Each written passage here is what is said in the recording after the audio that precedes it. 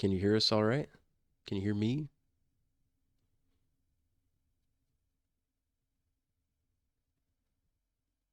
Hello. Yes, I can hear you. Hi, Luke. Nice to meet you, Justice. I'm 29. You mind if I ask how old you are? How old am I? 44. I see. And you're Orthodox, just Eastern Orthodox or Oriental? I would say I'm not quite been received into the church, but I'm attending an Oriental Orthodox church at this point. I see. Did you hear about us from watching the YouTube videos? I originally found you guys in a debate that you had with Joseph Sweden. I see.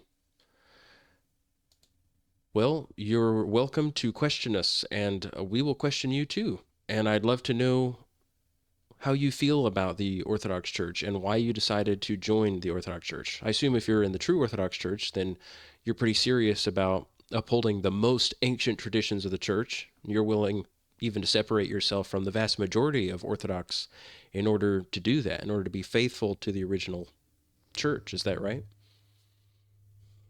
Yeah, I guess you could say I'm not a part of the true Orthodox. If you're referring to Oh, the, Oriental, I the see. That's right. yeah the sect that Father Joseph Sweden's with. I just watch some of his videos and they pop up on my feed. But I'm currently attending. I've been only attending the Oriental Church for maybe about 2 to 3 months. But prior to that, I was a catechumen in the Eastern Orthodox Church. Never received into the church, but long story short, yeah, I've been kind of on a journey of I was formerly a Protestant, and then just was exposed to Orthodoxy, never knew of it, only thought there was the Catholic Church, and the Protestants reformed it and got it right. And then about 4 years ago, just been kind of on a journey to understanding historical Christianity. I see. Yeah, it's very daunting because you have both sides, Catholics and the Orthodox, and then you've got the Eastern and then the Oriental. And then, of course, you have lots of little groups like the true Orthodox just hashing it out, attacking each other, and saying, "We're obviously the true church. Just join us. Why are you with them? Join us. We're the true, obvious church. We're the clear, visible church." And, it's just not that easy, is it? We're sitting here going, "No, I want to make sure I'm joining the right one. Give me some time here. I'm going to investigate church history to find out." Is that what you've been doing lately? Is just digging into church history? Yeah, yeah. And then I guess before we go on, there's looks like two other people on the call. Are they just kind of They're not going to talk. They're not going to interrupt or anything. They're just other people that like to listen. I got you, I got you. Um so what was I gonna say? To answer your so say repeat your question, I'm sorry. Well, I would ask this question. I would ask, what do you think is the method to know for sure that you're part of the true church? Has God given us any Yeah, way to know that with certainty? to know that with certainty. Well, that's the question and the journey I'm on, I guess. So, um, the journey of being a Protestant, and coming to understand that there's another church out there that was not the Catholic Church. That I basically just been on a journey of church history. Um, and then obviously I was in the Eastern Orthodox, attending their catechumen classes for a while, and they say they're the true church. We're the one holy Catholic and Apostolic Church, and then they say, oh, other churches schismed off of us, but we've kept the true faith. And so ultimately, to answer your question, yeah, I don't know if God has given us a way. I think that the methodology that I'm using is saying, okay, what did the fathers teach, right, and who's holding to that? Um, and I think what led me out of Eastern Orthodoxy is because at the Council of Chalcedon they said, "Hey, look, this church split off." But then when you really look into what happened at Chalcedon, it's not as clear as they're making it out to sound. And so who got the Christology right between Chalcedon and Ephesus, and all of that. And so you kind of look into that a little bit deeper, and saying, hey, it's actually not as pictured as the Eastern Orthodox. So then you kind of explore Oriental Orthodoxy. But ultimately, to answer your question, Luke, has God given us a way to know. Um, I don't know if I have a concrete answer to that. I think you explore what institution that is.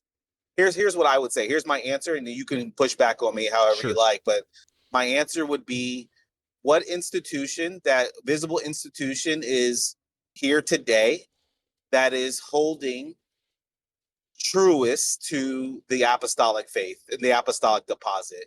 So to me, you have four different groups: um, the Assyrian Church of the East, the Oriental Orthodox, the Eastern Orthodox, and the Catholics, that would say have that apostolic succession or some form of it. And then out of those groups, what group is holding to the purest teaching of the apostolic deposit? I guess is how I have been kind of going about my journey. I think that's very logical. I think that's pretty much what we have to do. Once we realize this mutual thing that we've all realized, that and by the way, I'm sorry if there are people joining in and out. It's try not to be distracted. They just like to listen. They're part of the server. They're not going to interrupt though. But when we learned about the early church, when all of us did that at some point or another, I I really started reading the church fathers in depth with my friends about 10 years ago. But when we realized that, we immediately want to be part of a visible institution. But the only way we can know for sure that we're part of the right one is to believe that the faith was once for all handed down to the saints. I'm sure you've heard that verse from Jude repeated many times by the Orthodox, that it was once for all handed down. It was complete in the beginning, and nobody can add to it or take away from it. And once you realize that, then it's just a matter of verifying that the church you're joining teaches the same things that the original church taught, at least on the essential issues. We're aware that there are foundational issues. Like Clement says in First Clement, when he is rebuking some people, he says, "You are fond of contention, brethren, about matters that do not pertain to salvation." So he rebukes them for contending about things that aren't really necessary for salvation. And we also are careful not to contend about things that don't pertain to salvation. We would never separate from anybody or condemn the Orthodox or the Catholics or any group for teaching something wrong about a non-essential issue. But our problem with them, with the Orthodox and Catholics, is that they are completely contradicting the early church on a vast number of essential doctrines. And I can talk about some of those with you. But first, I just want to go over this foundational concept that we do have a surefire way of knowing for sure that we have the original faith. And it's by verifying that what we believe was believed in the beginning by the whole church. Have you ever heard of a guy named Vincent of Lerins? I have heard it in passing. I couldn't tell you anything what he's attributed to, but I have heard the name. We just have one book from him. He wrote one little book in the early 400s, and the Orthodox love his book. It's called the Commonitorium, and it is a wonderful book. We love it. It has this summary of the principle that I'm talking about, this idea that you need to go back to the beginning. And if you do that, you can confirm, you can have total assurance that you are a real Christian if you're believing and practicing the doctrines of the original church.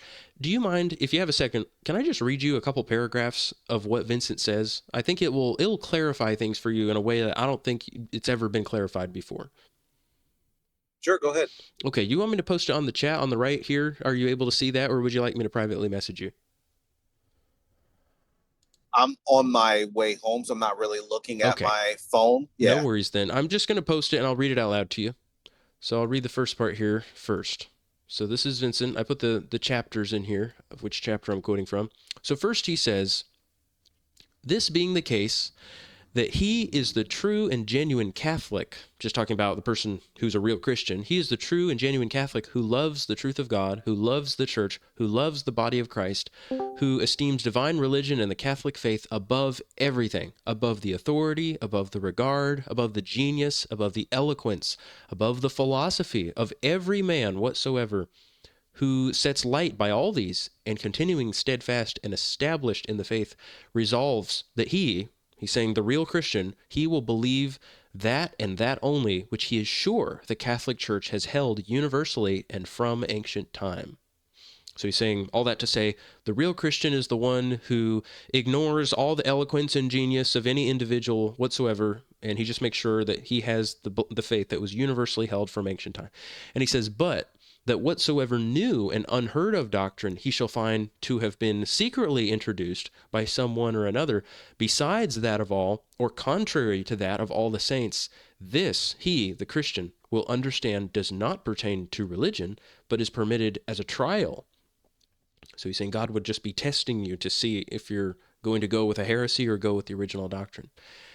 And then let me just read a couple short little parts too. He says, moreover, I'll post this part for you as well, so you can have it. You can read this later if you like. He says, moreover, in the Catholic Church itself, all possible care must be taken that we hold that faith which has been believed everywhere, always, by all. For that is truly, and in the strictest sense, Catholic, which, as the name itself and the reason of the thing declare, comprehends all universally. And then he says, we need to follow these three principles called universality, antiquity, and consent.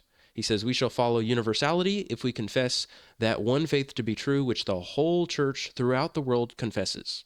So he says that's universality. He says we'll follow antiquity if we in no way depart from those interpretations which it is manifest were notoriously held by our holy ancestors and fathers. And he says, and we shall follow the consensus, the third point, he will follow consensus if in like manner in antiquity itself we adhere to the consensus, the consentient definitions and determinations of all, or at the least of almost all priests and doctors. So I know I'm reading a lot to you, but I'm hoping to give you a picture here of what he's saying here. We, the Christian, are tasked with making sure that what we believe is the original faith. That's a responsibility that is on us individually. We can't just choose some random bishop in one of these groups to do that for us, to verify it for us. We can't just say, all right, you Oriental, you make sure that you're telling me the truth here. I'm taking your word for it. I'm putting my salvation in your hands here. That's not what we're told to do. We have to verify ourselves, because if we expect a priest to do all that verifying for us, we're already trusting that he's going to give us an honest appraisal of history. We're already trusting him to do that. So let me read you one last part, Justus. He says, Vincent says, what then will a Catholic Christian do? That's talking about you and me. What will we do if a small portion of the church cut itself off from the communion of the universal faith? What surely should we do except prefer the soundness of the whole body to the unsoundness of a pestilent and corrupt member? But what if some novel contagion, he's saying, what if some new sickness should seek to infect not merely an insignificant portion of the church, but the whole church? Well, then it will be his care. He's saying it is the Christian's care. It's our duty, he says, to cleave to antiquity, which at this present day cannot possibly be seduced by any fraud of novelty. So did you hear what he said? He said, what if there should be some kind of sickness, some heresy that infects a part of the church? He says, well, obviously you should stick with the whole church. And he says, but what if something new happens? What if some new contagion should seek to infect not merely an insignificant portion of the church, but the whole thing? It's kind of interesting that Vincent would suggest that's even possible, because the Catholics and Orthodox currently don't believe that is possible. But in the early church, we can show you they did believe that was possible. They did believe it. And in fact, they even thought it was inevitable that it would happen someday. But anyway, he says, what will you do if that happens? If the whole church gets corrupt? He says, well, it's going to be your care to cleave to antiquity, which at this day cannot possibly be seduced by any fraud of novelty. Have you ever heard of that YouTube channel called Cleave to Antiquity? Yeah, that everybody's heard about. Well, he got that name from this statement in Vincent of Lerins, which the Orthodox are very fond of this writing from Vincent. And let me read one last part, and I'd like to hear what you think about this. So he says that's our responsibility to investigate the early church. And here's the last paragraph from Vincent. He says, but what if we find in antiquity itself some error on the part of 2 or 3 men, or at any rate of a city, or even of a province? Then it will be his care by all means to prefer the decrees, if there should be any, of an ancient general council to the rashness and ignorance of a few. But what if some error should spring up on which no decree is found to bear? And listen to this last part. Vincent says, then he, the Christian, you and I, then he must collate and consult and interrogate the opinions of the ancients, of those, namely, who, though living in various times and places, yet continuing in the communion and faith of the one Catholic Church, stand forth acknowledged and approved authorities, and whatever he shall ascertain to have been held, written, taught, not by one or two of these only, but by all, equally, with one consent, openly, frequently, persistently, that he, the Christian, must understand that he himself also is to believe without any doubt or hesitation. So did you catch all of that? Yeah, What do you think that this is a little bit clearer now of what we're supposed to do? What is the method to know for sure that we're in the true faith? I do. I guess I don't know if it necessarily you would call it pushback, but my immediate responses to this would be um, a couple of things. One is is this so obviously I think you would agree with this, right? That no one person we would um no one person's writings would we like hold to, right? So I would want to see, is this way of evaluating, or the way that you respond to heresies and to break off, would that be consistent teaching among a number of the early church fathers? So would there be consensus in that? My other concern question would be, like, I think I would want to be careful, right? Because we can be, I guess, what would I say? Like, we want to be very careful because how would I say it like this? So in the Protestants, right? Everybody kind of like interprets for themselves, right? We Yes. interpret the scriptures for themselves, and everybody becomes their own authority, right? And so I would say I would want to be very careful that my own private judgment in interpreting this group or that group has fallen into heresy, and I'm going to split off because this is what Vincent Lorenz has taught us to do. You know what I'm saying? Like, I would say that's a very Well, Justice, you like haven't scary split place to off be. though. Make sure you understand they're going to accuse you of being a schismatic if you choose not to join them. But I'm not a schismatic if I'm not joining somebody. Schism is when you're in the church and then you create a division within the church. But what we're doing is we're already looking at a whole bunch of groups and we're trying to figure out which one of them is teaching the truth. That's not being a schismatic. And don't let anybody tell you that is a schism. If you're not even if you're not even in a church in the first place, it is your duty to find out which one is the true church, and it is also your duty to study the ancients to find out which of those groups is the true church. You have to be able to do that independently without choosing one of those people as your authority. The authority cannot do all the interpreting of church history for you. Because if you were to say, well, I'm going to let one of you do it because you're the expert, well, you would already be choosing one of them to be the expert. You see how you'd have to do that? Do you so I guess my question is, do you believe then that um do you believe that okay, so the one quote that you mentioned with Vincent Lorenz here, where he says that even if the whole church becomes infected, right? Mm-hmm.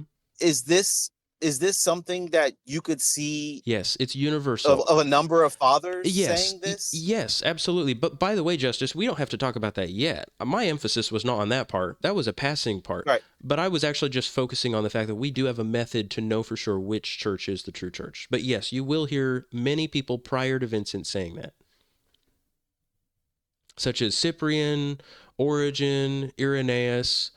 You'll hear Athanasius saying, I mean, during the Arian controversy, they believed it was happening. They believed that what had been prophesied was actually now finally happening. So Hilary of Poitiers, he's a doctor in the Catholic Church and a huge figure in the Orthodox Church. Hilary, Athanasius, those are two of your top people saying, well, here it is, it's happening. The whole church has fallen away, and now it's our job to stick to the true faith, even if we have to go live in a desert. So they did think it was possible. And it Who clearly, did? The early fathers. yes, absolutely. Okay. Yeah, I mean that would be the thing that I would want to review. So then is like is and I wouldn't say I'm just gonna say your position, but I know your position is the position of the fathers. But like, is your position, what credence do you hold to? Because I'm actually listening to one of your videos. I think it was one of the videos that you posted in the channel that says watch this first or something like that, but it's talking about bishops. Do you not hold any kind of like thing of like you need to have like apostolic succession or authority? Is that even needed? I want to make sure you don't get ahead of yourself, Justice. I want to answer that question for you, and I can answer it very satisfactorily, but I just want to make sure you're doing things in the proper order. In the early church, they always emphasize that when you're discussing something, you have to start at the foundational issues and then move on to things. So, what would be more foundational to discuss is just whether you do believe that the early church contained the full teaching. Because let's say that I were like, do you see how it's out of order to start discussing what we're going to do if the whole church has fallen away when you're not even convinced that the church has fallen away? And you could verify that by comparing the early church's teaching with the later current church's teaching. You have to verify it first and then see what the fathers say you're supposed to do in that situation. But you can't just say, oh, what are we supposed to do in that situation before you've even verified that happened.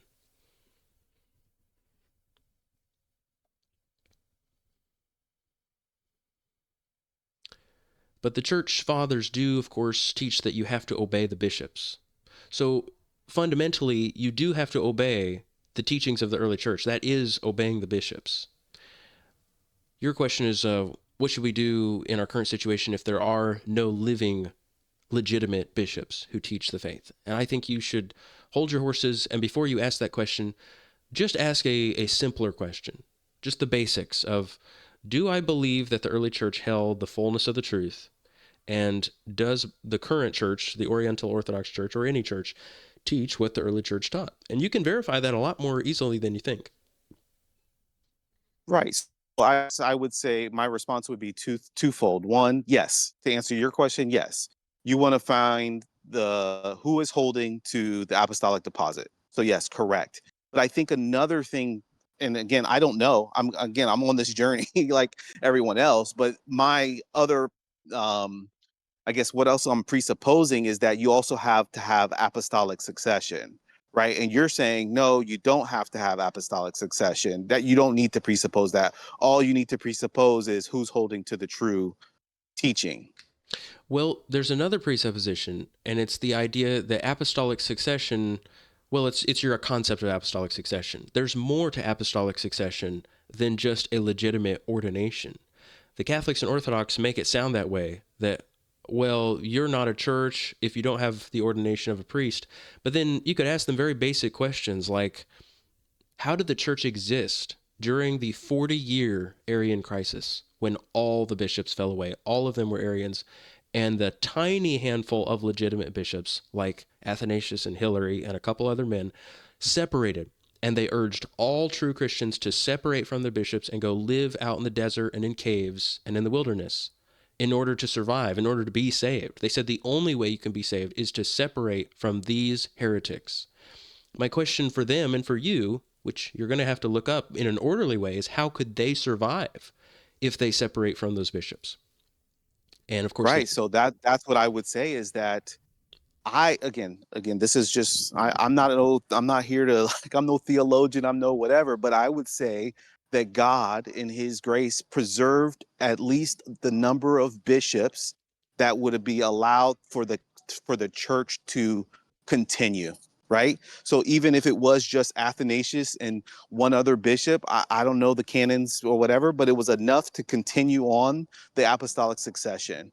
Right. So they did go, the Athanasius against the world or whatever they say. Right. yes. So there was that time when it was just a few, but God preserved it in a place where there still could be proper apostolic succession. And that line would come from Athanasius and those 2 and 3 other bishops that would continue on. Well, that doesn't really solve the issue, though. Again, Okay. I'm being foolish to So, even discuss this out of order with you, but I'll just say a few more things about it, Justice, and then I will show you some things. You can study it. I can give you tons of materials to look at, and you can come to your own conclusion about it. And I think you'll be overwhelmed by the evidence, but I'll just make an answer to it, and then I think we should go back to a more basic issue. So here's my answer.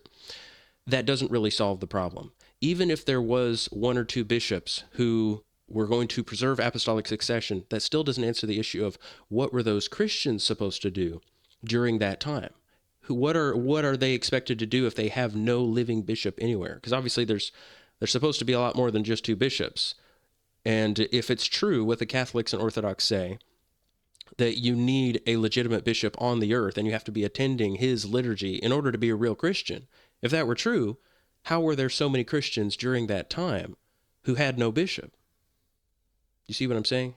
It is possible to be a Christian and to be in the church despite having no bishop, despite separating from heretical bishops and living out in the wilderness by yourself. You are still a Christian. Would you like me to show you some quotations on that subject real briefly? Quotations on what? Sorry. On the subject of you still being a Christian and still being part of the church, even if you have no bishop to submit to. I don't think I need quotations. I trust that. I trust you have the quotes, right? I've seen some of your materials. You have plenty of quotes. I trust that you have the quotes of that. Um, I guess then is your position then that there is no bishop today that is holding to the teachings of the early church? Exactly. They completely contradict it in very foundational doctrines. To give you maybe 5 or 6 examples, some of the worst sins that can be committed are the sins of murder, adultery, idolatry, blasphemy, and simony. Simony is when you sell holy things. And the Orthodox and Catholics are guilty of all 5 of those things, and many more things, but I'll just give 5 for an example. But the Orthodox and Catholics believe that Christians can go fight in wars and kill people. The early church completely forbade that. You would be excommunicated if you ever did that, if you ever were a soldier killing people in a war. And in fact, even after the Council of Nicaea, when they started to be more lax about this, and they allowed Christians to fight in the army, in the emperor's armies, they would still do a mandatory excommunication of 10 years.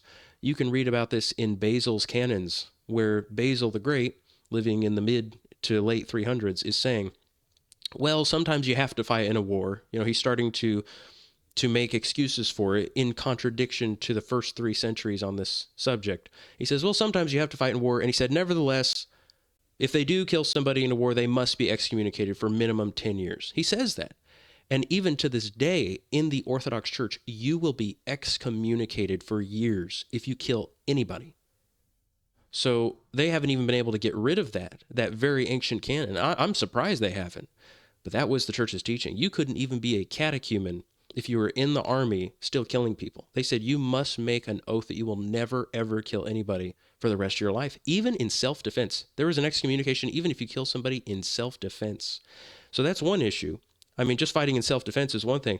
Going to war and slaughtering massive numbers of people is completely contrary to the Christian name. So that's one issue. The early church totally condemns that for over 3 centuries. Even to this day, you could say they condemn it because they will excommunicate you if you do it. And the second issue, besides murder, would be adultery. They allowed divorce and remarriage 3 times. That's just flat out adultery. Completely condemned by the early church for many, many centuries. And there are even some Orthodox today who will say, yeah, that is adultery to divorce and remarry. But they call it a sacrament. They say that they can sanctify something unholy, something abominable to God that he hates. But you cannot sanctify adultery. If you marry somebody while your spouse is still alive, Jesus says that is always adultery. So that's the second one. Murder, adultery. Both of these are serious sins. And you no doubt have heard the idolatry accusation. The early church, not just for the first 3 centuries, but for the first 5 centuries, unanimously rejected this idea of worshiping God through images, through lifeless images. They completely condemned it without even one exception. And Justus, if you believe this principle that the church had a complete system of doctrines, as Irenaeus says, complete system of doctrine, then you have to require from the Orthodox that they show you evidence that that was a doctrine from the beginning. And they can't do that loosely. They ought to have hundreds of quotes. Justus, have you ever tried this where you ask an Orthodox, hey, can you show me what the early church taught on baptism?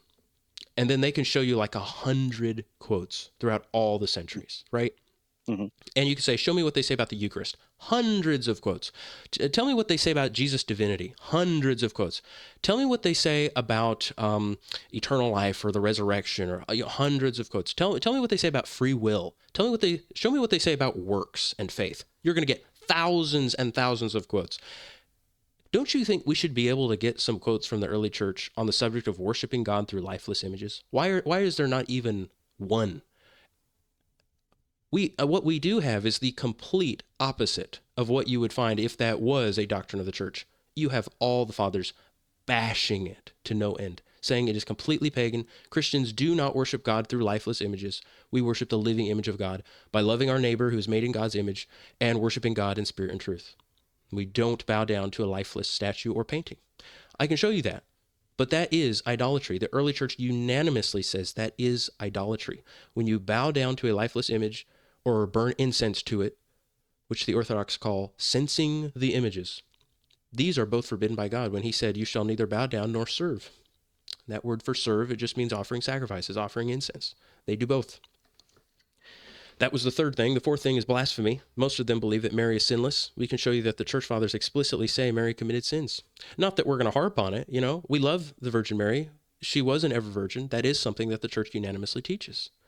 There's such a contrast between the things that the church actually teaches, where you can find tons and tons of statements from them, compared to something that the church clearly did not teach. They did not say Mary was sinless. They explicitly say, I can show you at least 17 church fathers in the first 500 years of church history saying Mary committed sins. They just say it casually. It's not even controversial for them. They just say, yeah, we are aware of that. Basil says there's no variety of interpretation. He says, yeah, the Bible explicitly says Mary committed sins like 4 times. That would be the fourth one. And the fifth is simony. They do sell baptism. They charge hundreds or sometimes even $1,000 to receive baptism in the Orthodox Church, which you may find out if you haven't been baptized yet. That is an egregious sin. So those are 5 reasons, among many more, of why we will never join that church and why we can't. We're forbidden. Is that like would that be like your top 5? Yes, those are the 5 I know worst there's sins. many more, right? Yes. That you have. Yes. Right? Would that be kind of like your top 5? Yes, absolutely. Okay. I guess my question would be is you mentioned a quote earlier, and if you could post that one, I thought that one was kind of good. I think you said it was by Clement, where it says, hey, we're not going to like argue about frivolous things. Yes. In no means am I saying these things are frivolous, right? But I guess what I want to say is how do you determine what are the essential doctrines that you cannot, have any kind of like disagreement about? And what are those doctrines that the bishops or those in authority in the church do have discretion to offer economia, right? To say, hey, look, you know what, we're going to enforce the canons with strictness, or we are going to relax the canons for the sake of the salvation of this person, right? And so I guess how do you navigate and determine which of these doctrines are non-negotiable, sorry, can't, whatever, and which of these can the authority in the church offer economia? That's a good question, a very important question. I think, however, you already suspect that idolatry is something you could never change. Nobody can set aside idolatry. But I will answer your question to the best of my ability, Justice. I really hope to edify you. I hope to give you clarity and confidence at the day of Jesus' return. And I will spend a lot of time with you if you want to spend time discussing these things. So the first thing I would say is whatever Jesus has revealed and whatever the church fathers all say that they received from the apostles through Christ are essential doctrines. And if the church says that they received something that is from the apostles, but that maybe there's some variety or maybe some leeway given, like with baptism, they said, if you don't have water to dunk somebody in, you can pour water on their head 3 times, like the Didache says, then we accept that as economia or a concession. But the things I'm talking about are not anywhere near that. So it's not even worth bringing up economia. For instance, let me give you an example of economia. So adultery can never be set aside. Whatever Christ defines as adultery can never be reversed. But let me give you an example of how economia would apply to adultery. Let's say somebody committed adultery in the church, and they repented of it, and they came back to the church leaders, and they said, I repent of my adultery. I'd like to be let back into the church. Because, he would be excommunicated automatically. Well, then that bishop has the freedom to prescribe a penance on him, either 5 years, 7 years, 8 years, 10 years, 15 years. Sometimes they'd say 15 years. Sometimes they'd say 10 years. That's economia. But at no point can they actually say, actually, it's not adultery. Let me go ahead and bless what you did. You understand the difference? Yeah, but okay, so I can't speak for every church, right? And I can't speak for the Catholic because it hasn't been really one of the ones that I've been in. I would say more recently, I've been in Oriental Orthodoxy. I see what you're saying with regards to images. Eastern Orthodox and Oriental Orthodox actually treat the images vastly different, which I find actually. Oh, you cut out for a second, Justice. Could you say that again? You said you noticed something different about the Oriental Orthodox. You went silent. I'll wait a second. Can you hear me now?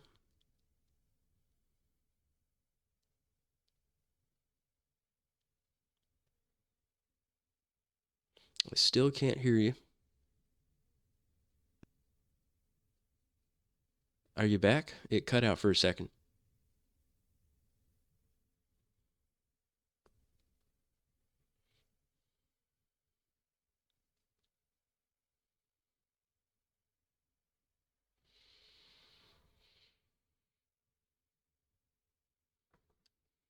Can you hear me, Justice?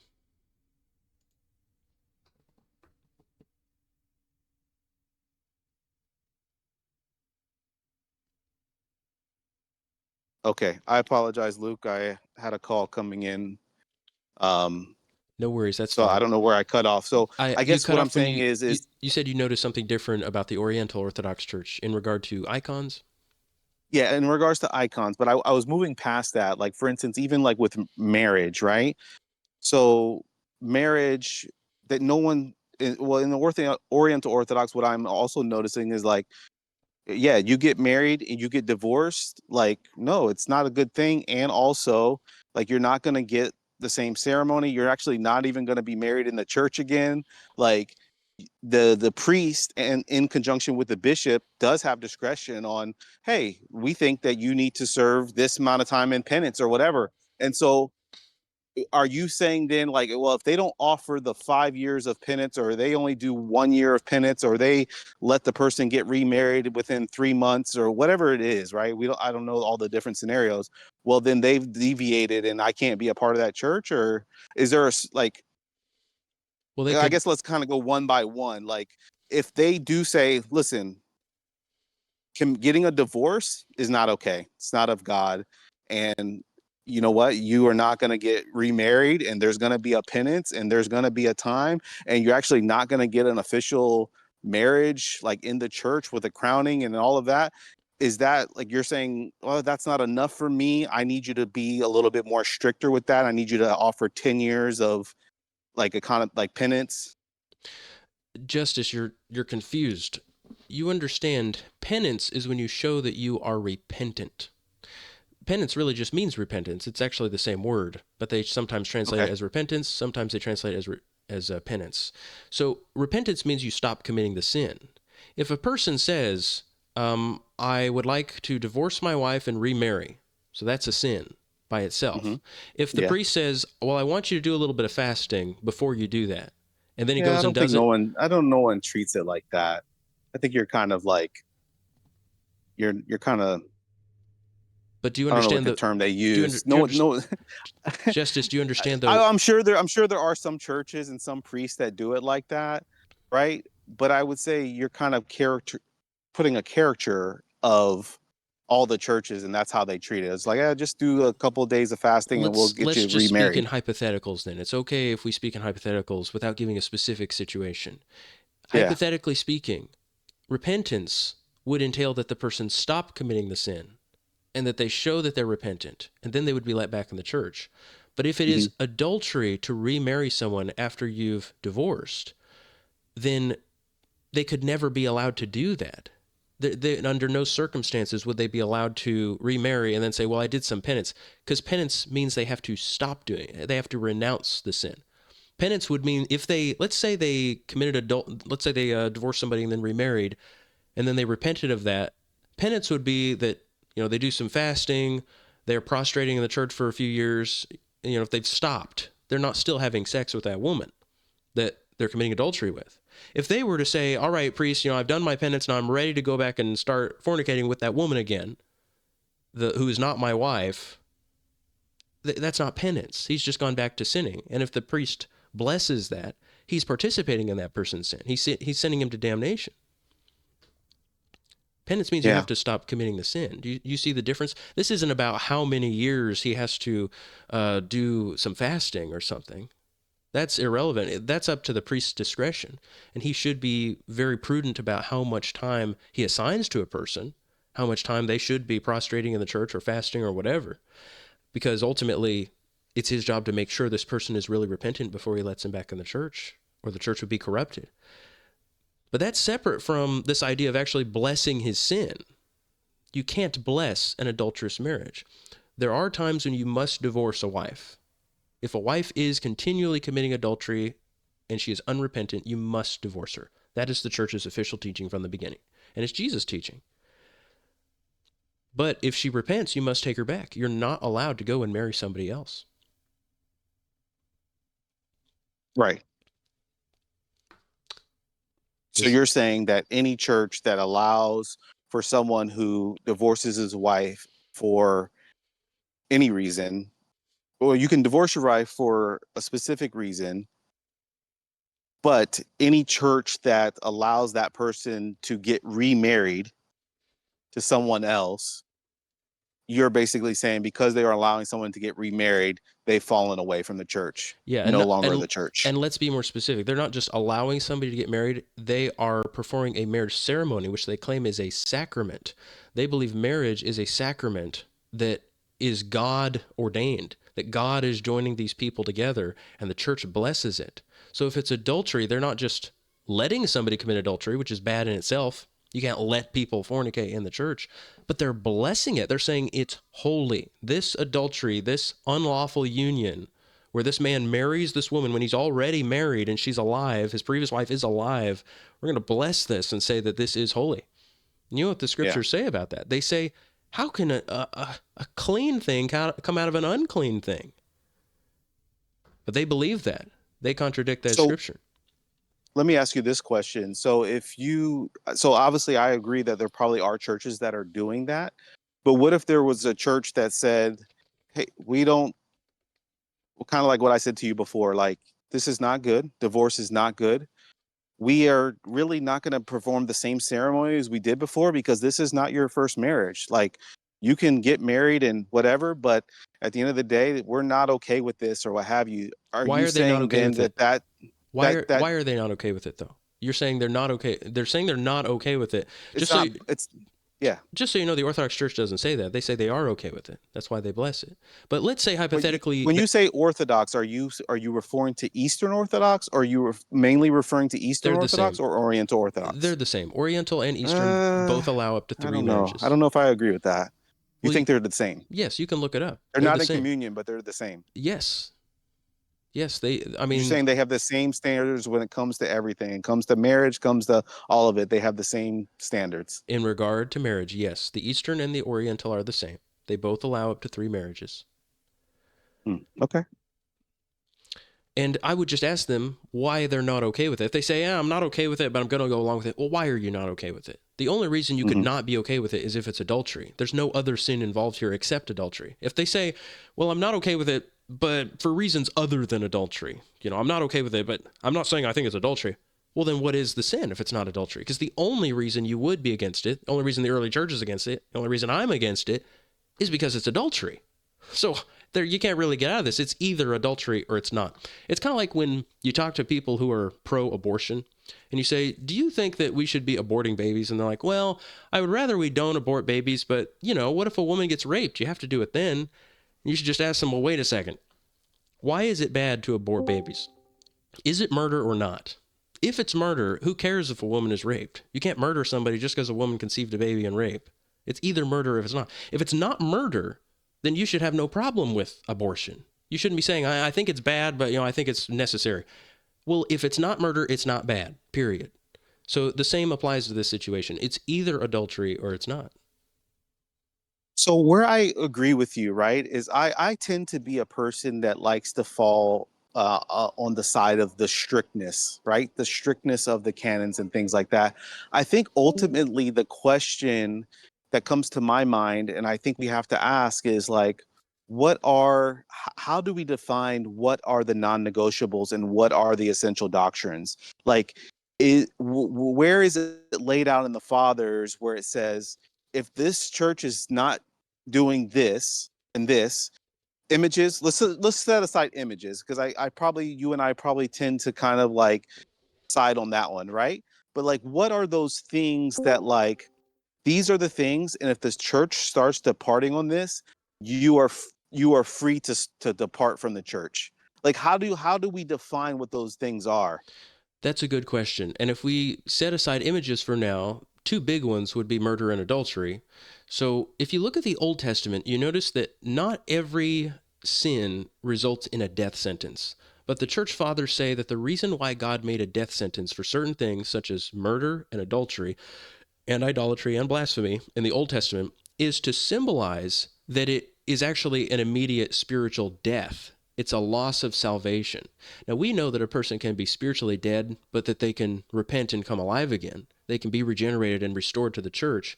But still, the being stoned by the whole congregation in the Old Testament symbolizes you being totally excommunicated by every member of the church. Because, every single person would pick up a stone and throw it. So everybody's involved in the condemnation of that person. So you can be sure if something is a death sentence in the Old Testament, it's a death sentence in the New Testament. Murder, adultery, blasphemy, idolatry. They also said the same thing about false Sorry, prophets. say those again. Murder, Murder, murder. adultery, Uh-huh. blasphemy, and idolatry. Okay. And on the charge of simony, in the early church, they also said you can instantly tell that somebody is a false prophet or a false teacher if they charge money for their services. That's also in the Old Testament, and it's in the New Testament too. It's in the Didache, and it's in many other writings of the church fathers that they say, if anybody is saying, I will do these spiritual services for you if you pay me some money, if you give me a salary, that person is automatically a false teacher. That is the church's universal teaching. And to this day, every single Orthodox and Catholic priest receives a salary. They collect massive amounts of money. That is completely forbidden. Also, they waste it. So, and Luke, I appreciate you having this discussion with me, because honestly, I'm on a journey right now, right? And my prayer every morning is, God, enlighten my mind, guide me to your truth. And I know it is very confusing out here, and on your path to finding the true church. Um, I I guess my question would be, is that divorce and remarriage, um, adultery, and people in war killing, right? Um, didn't just start in the 1900s, right? So, do we have like evidence in the church fathers? So, we do have evidence, right, where Athanasius is saying, you know what? No, I'm breaking off from every single bishop, because this is the hill that I'm going to die on. That the way that you guys are saying that Christ is a created being, this is something that I'm willing to die on and part from the church. Because you would also agree, right, that breaking yourself off from the church and being out there is something that it has to be very big, right? Oh, And yes. so I guess, so ultimately, I guess what I'm trying to get at is, I would want to see like examples from the fathers where they said, so it wasn't just Luke telling me or somebody telling me, but Of like course. examples I could see from the fathers where they saying, you know what, we're breaking off from the church because, right, you guys are allowing divorce and remarriage, or you guys are allowing these people to go to war for their country and shoot, and you're allowing them to commune. And so now we're going to break off from you for that. Right. Yes. So like the Council of Chalcedon, right? The church, Oriental church, broke from the church and said, we're willing to break from this because you are dividing Christ, right, into two, right? You're becoming almost proto like Nestorian. And so we're willing to break from you. I guess I would want to see examples of where churches and bishops said, you know what, I'm breaking from you because you are allowing people to get remarried. Yes, very, very good point. And we can show you that. We can show you something even more, even superior to that. An overwhelming number of statements from the fathers. So many that if you were to try to read them all, it would take you so many hours. And it's not that we are including a bunch of superfluous information. We try to always include context whenever we put some excerpt on this little website we made. Let me tell you something, Justus. There are a lot of heresies that the Orthodox and Catholics practice. But there's something interesting about these top heresies that I've mentioned to you. Although they do allow adultery, and they bless it, they call it holy, they call it a sacrament 3 times, the truth is not everybody gets divorced and remarried. Now, their leadership bless it, so that is a huge problem. But not everybody gets divorced and remarried. Not everybody fights in a war and kills people. Not every person is a blasphemer. You know, there are some Orthodox, I've spoken to Orthodox priests who say, well, I don't believe Mary is sinless. I've spoken to a few, actually. And they say, that's just something that some of them believe. Okay. But what is something that they all practice and that they actually require you and me to practice that is a sin? That would be the icon worship. If I were to focus on any issue with you, it would be that one after we lay down some more foundational principles and lay down some more foundational doctrines. We should go over that because that's something they require. They say God requires that you worship him through these images by bowing to them and kissing them, doing prostrations, burning incense to them. This is how God wants to be worshiped, and they all practice it. So if it turns out that they are actually doing something that is abominable, that God hates, he says he absolutely hates it, then you would have to leave these people, wouldn't you? Because they're requiring you to sin against God. And they won't let you be part of the church if you say it's a sin. Right.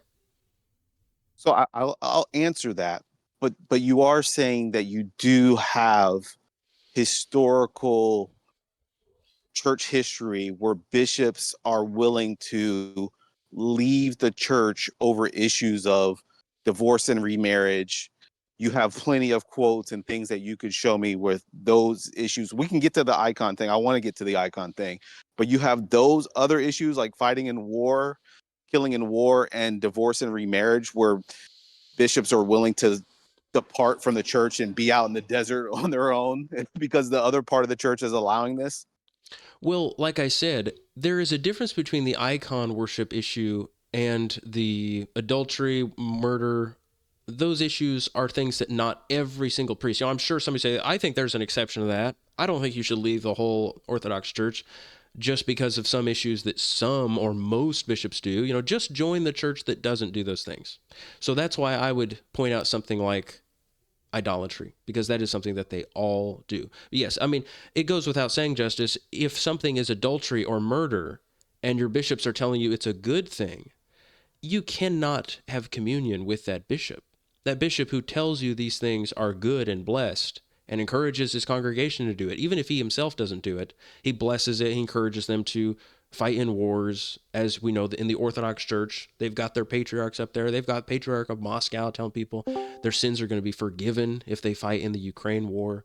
I'm sure you've heard some about that. We'll get to the icons, and I want to get to the icons. I definitely do. But I guess why I'm asking that question that I'm asking it is because I think that just like we have to look towards history to know what we believe, what did the fathers teach or what have you, we also have to look to the fathers to see how did they handle when things were happening in the church that were improper.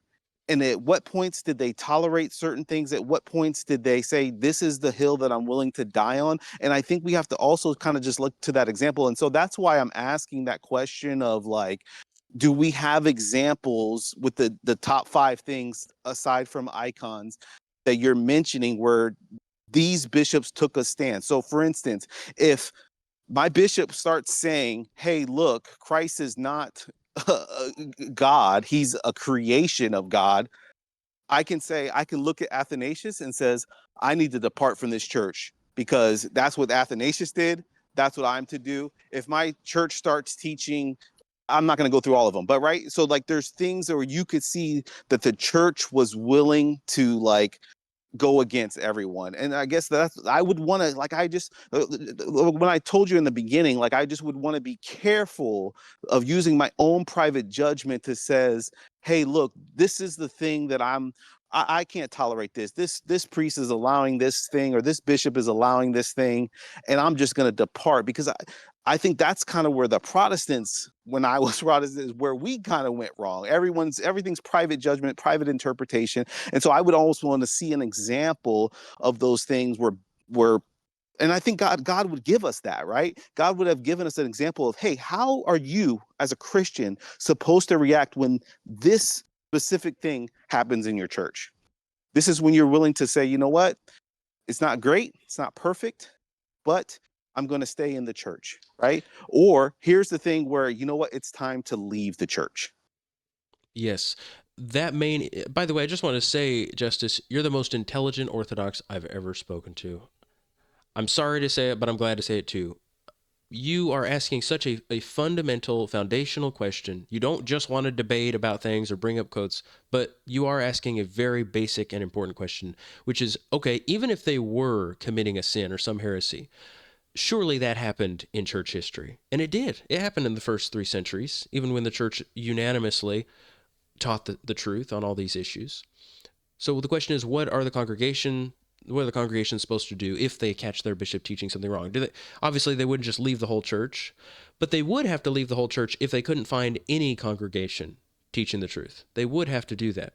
Let's say, but isn't it even taught, like, there's sometimes when you even stay under your bishop, even if they're not like 100%, like, again, that's what I'm trying to, like, balance. Like, when do I stay? When do I go? Like, I'm sorry to interrupt you, but it's fine. I want you to continue. But and the reason why I want to interrupt at this point, and this is something that I've been really wrestling with, is the reason why I stopped going to the Eastern Orthodox for various other, like, experiential God reasons. But one of the things that I left over was baptism. So they, in the church that I was going to, they said, "Oh, you've been baptized already. We can receive your baptism." And I was like, "Huh? I don't quite understand Who that, said that to right?" you? The priest, I the see. priest, and that was the policy of the bishop. "Oh, you've been baptized. We're fine. We can accept that baptism." And I just didn't quite understand that, because it says, like, be baptized, and that we believe in baptismal regeneration, where the place where I was baptized didn't believe that. They didn't believe that it was baptismal regeneration. They didn't believe that you were reborn in the waters of baptism. They didn't believe those things, right? So how can you accept the baptism from a church? And so you look in church history and you see Cyprian of Carthage having debates about this, and you see the fathers saying, hey, certain groups, we're going to receive them back via chrismation. Other groups, you guys departed too much. We're going to have to rebaptize you, right? And so for me, that became the thing where I said, you know what? No, this is not what the church taught. And so it was baptism, because to me, baptism is so Yes, fundamental of to course. your salvation. And so that's what brings me back to the question that I'm trying to ask you is, like, for me, that was pivotal. That was, aside from just, I don't want to get into the long history of other things that God, showed me, different experiential things. That's a whole side of it. But which I do think God speaks to us in that way. But in terms of just theologically, it just didn't align. And that was something that I was willing to say, you know what? But that was even after very long, like, God, am I doing the right thing? Am I using private judgment? And am I should I just submit to the bishop because I believe that we should submit? Yes. And so there are times, and I want you to answer, because I think this is a great conversation, but I think there are times where we do submit, and I don't have the quotes in front of me, but I have heard of them, where it's like times where you submit to your bishop, even though he's not doing the right thing or whatever. It's better for you to submit, right? Um, but I do agree there comes a certain point in time, and so where is that line drawn? Yes, So anyway, sorry. you're wise. You're very wise. I I hope that we can be friends. I hope that we will stay in contact because I think you have a good heart, and I hope there's nothing else in your life that would tempt you away from the path you're on, because I think you are on the right path and I think your heart is very good. When we started reading, my friends and I, especially my friend Nolan, started reading the Church Fathers about 10 years ago, we were very open to joining a church. If there is a church that is the original apostolic church, we're going to be there. We're going to be there immediately. We would waste no time. We don't want to be some kind of leaders of a group. I want to be under a bishop. That is the safest harbor you could ever set your ship in. I want to be under the tutelage and protection of a priest. So know that that is my heart. It's hard for somebody to believe that. If you see somebody making YouTube videos, you think, oh, this guy just wants to be some kind of leader or something. But no, we don't want any money or anything. We want a righteous bishop to obey. Now, it is true. If you were to go and scour the landscape of Orthodox, you would probably be able to find some priest out there who did not approve of divorce and remarriage and who did not approve of war, like I was saying, or who might even not teach this doctrine of Mary being sinless and being like a god, which they do, most of them teach. But the problem is you are never, ever going to find a priest who believes that image worship is idolatry. You're never going to find that. On the contrary, they teach that it is a doctrine of the church. They say it is a requirement. They say this is how you must worship God. So if they're going to teach a heresy, and they're even going to command me to commit a sin against God, and that they would refuse to accept me into the church unless I accept this. You understand? They would never accept you into the church if you said icon veneration is a heresy. Then there is no church for me to join. Do you agree? So ultimately, what you're saying in response to my question, because my question was, where do we see in the history where these church fathers were willing to depart on these issues or what have you? You may have quotes, and maybe you're going to get to them, or maybe you have them to send to me or what have you about those other issues, because we keep coming back to icons, and I Yeah, want to go to icons. it's But for those other things, you're saying we don't have as much, or we do have them on those other items, or no? Oh, definitely that they are heresies and that they're sin, but it would just be a different protocol.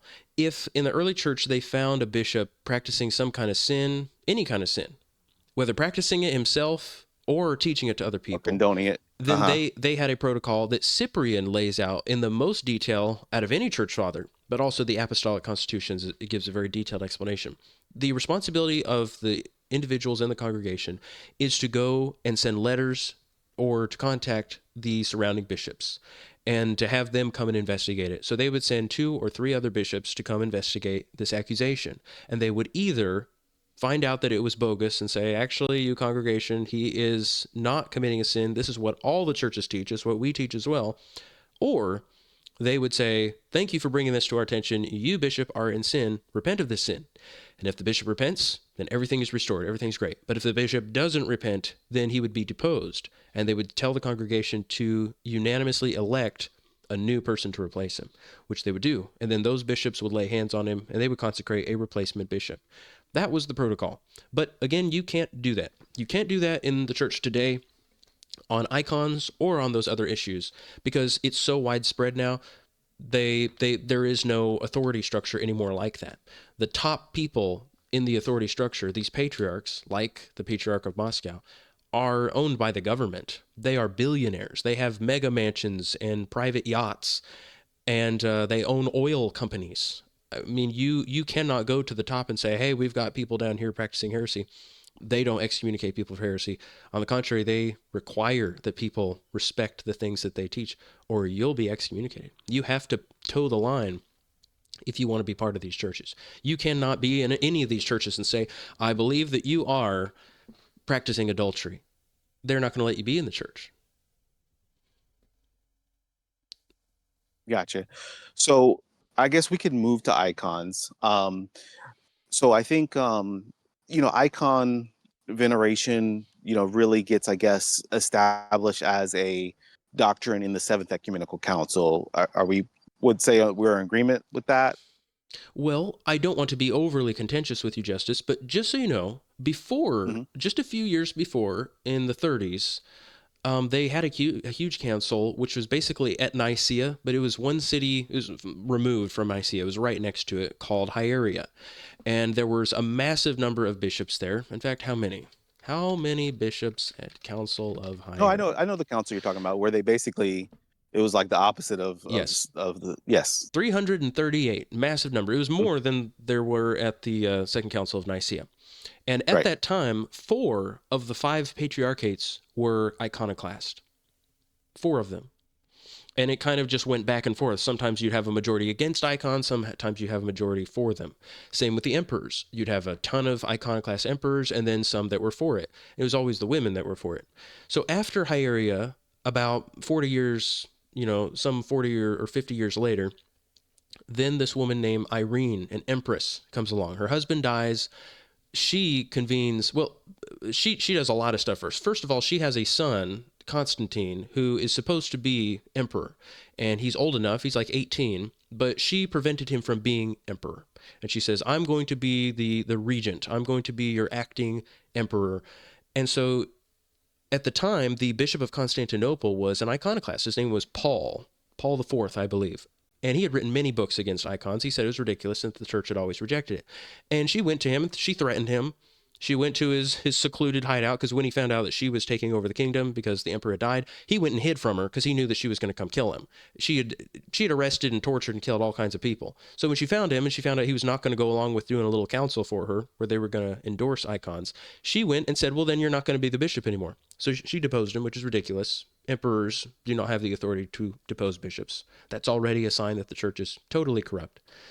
But she goes and she appoints her royal imperial secretary to be the Bishop of Constantinople.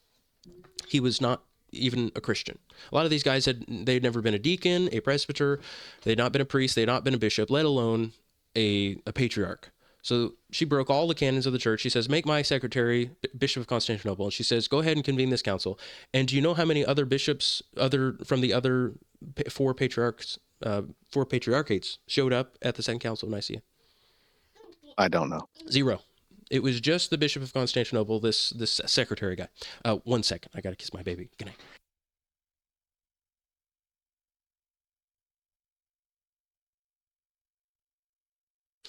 Hello. Okay, I'm here now. I hope I'm not. Yes, Okay, Dylan, go ahead.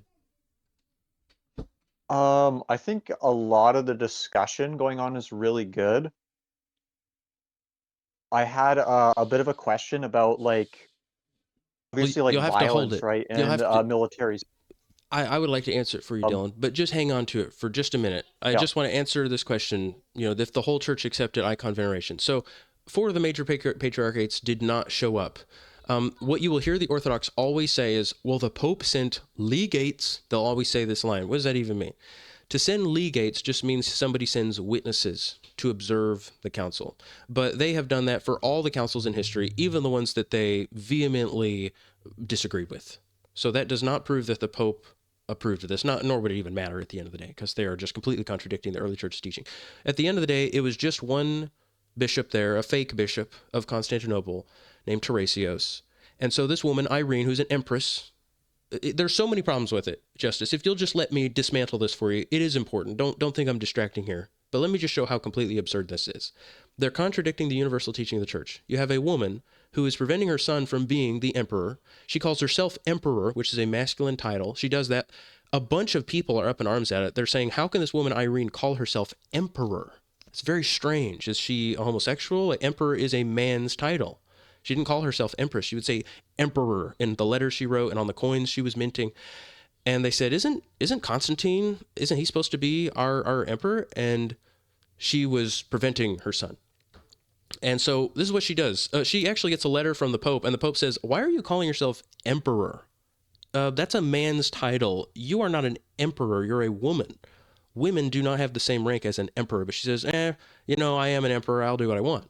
So she convenes this council, which, according to the Orthodox Church, should be impossible, because these councils have to be convened by an emperor, not an empress, but whatever. We're going to go along with it. She has this ridiculous council. It's opposed by the vast majority of the church when she does it. And just a few years later, they have the council in Constantinople in 815. Have you ever heard of the Council of 815? No. It called itself the Seventh Ecumenical Council, and it served one purpose: to overturn the Second Council of Nicaea. They said, wasn't that ridiculous? Can you believe that woman? She thought that she could convene a little council with her little imperial secretary and call that an ecumenical council. By the way, this was a terrifying woman. She used to torture people horribly. And the bishops who did show up at her council, which were fewer in number than the others, these people were all terrified. There was no voluntary action back then. All of these people were doing things under compulsion. They're very wicked people to even serve under this woman. This woman was a murderess. Did you know Irene ended up, when her son, her own kingdom and her own royal palace were saying this woman cannot be empress, she cannot rule instead of her son, they were actually coming to her to say, listen, your son is in charge. And her own son came to her and said, Mom, I am going to be in charge. You can't take the kingdom from me. And she ordered her guards to have him arrested and have his eyes put out, and she murdered him. She killed her own son. And then when the whole kingdom heard about that, they rose up against her and had her taken away and banished on the island of Lesbos. And then right after that, a few years later, they had the Council of 815. The whole church was back to being iconoclast. They all renounced that ridiculous council. So the Council of 815 was in Constantinople. They said that was stupid. And all the bishops said that's ridiculous. And then years later, another empress, she did a new council that they named this council the Triumph of Orthodoxy. Have you heard about this? I have heard about this. And so she says, I haven't no. heard about the council, but I heard about the Triumph of Orthodoxy. Yes, they said, we're going back to it. They said, we got another empress, and she exercised just as much authority as Irene did. And she said, nope, we're going to go back to it. I do like that council. We are going to worship the images. We're going to say that God requires it, that you're not a Christian if you don't do it. They said, anathema to anybody who does not salute the images with a kiss and who doesn't bow to them. So, okay, just so you know, it was not the majority of the church, even at that time. Not that it would even matter, because we know the majority of the church does teach that now.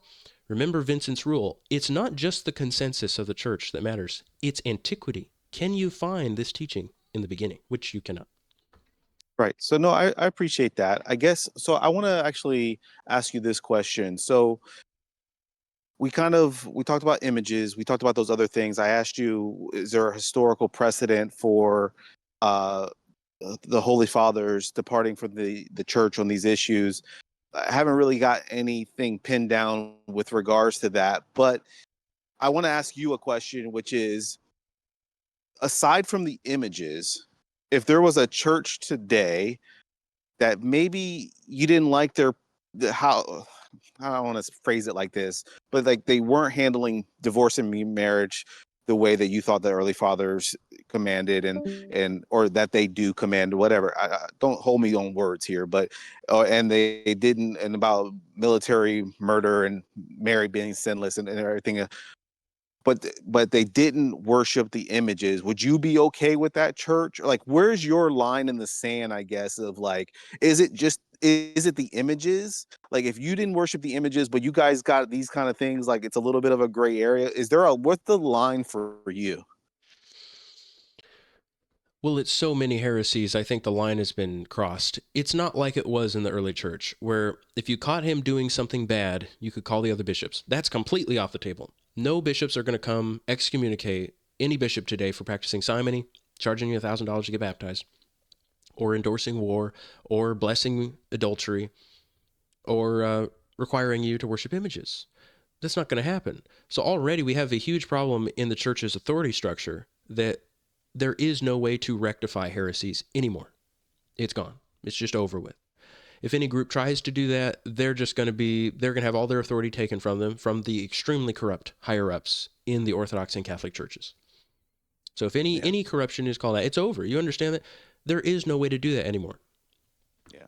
So, something to think about. I want to think about this, and we'll probably have to maybe have a part two. But back to the images. I mean, you are aware that the Oriental Orthodox did not participate in that council, correct? Yes.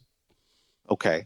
And they also don't have the same view of the images as the Eastern Orthodox, and they don't have the Triumph of the Orthodoxy. They weren't even a part of the church or in communion with the church during that. So you mind if I interrupt here? I actually come from the Coptic Church. I know about this matter. I think before before you interrupt, let me just ask my question. Is are you against images at all, or just like prostrations towards images, sensing images? Are images in general allowed or no? It's the same question of like, am I against the bronze serpent? Well, God commanded them to make a bronze serpent. By the way, God never commanded anybody to make images, but to use a more extreme example, even if it were something that God himself commanded us to make, let's say in a hypothetical scenario, God had commanded us to make images, which he didn't, we should absolutely smash and destroy all of them if people start worshiping them.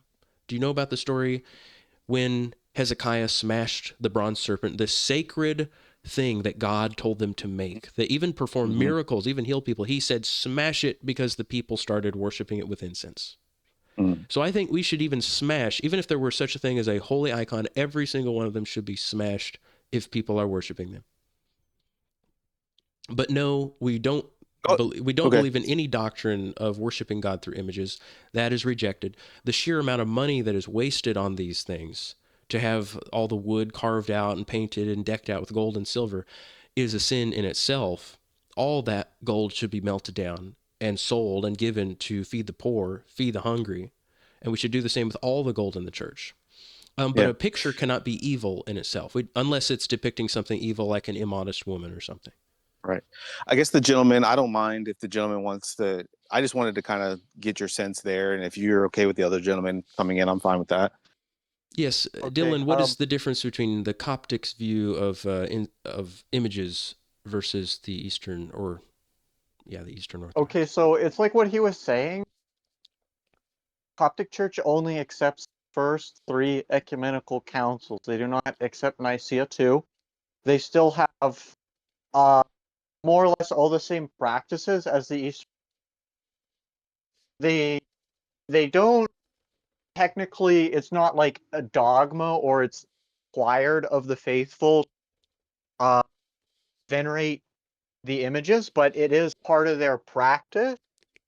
And they have basically all the same things where they the images and they pray to them and bow to them. And this all of this is a full. I acknowledge that. And even if they don't require it, it is basically forced in it, like basically in practice, right? It's the same thing. They won't call the images a god or divine, like John of Damascus does, but they still believe the honor that is given to the image passes on to that which is depicted in the image, right? So they have almost the same idea. Thank you. Justice, to answer you very briefly, the only way I could ever attend these places is if there was some chance of reform. But since there is no chance of that, since the higher-ups require it, and even the priest himself would get excommunicated if he challenged it, to say nothing of me never being allowed to be in the church if I challenged it, then there is no point in trying to change it. All we can do is call people to come out of it and to follow the procedure given to us by the early church if and when your bishops fall away, which is that you have to convene separately from them. Is there, to the gentleman's point, I definitely, being 3 years in Eastern Orthodoxy and now just 4 months in the Coptic Oriental Orthodoxy, I definitely see a difference in the treatment of images.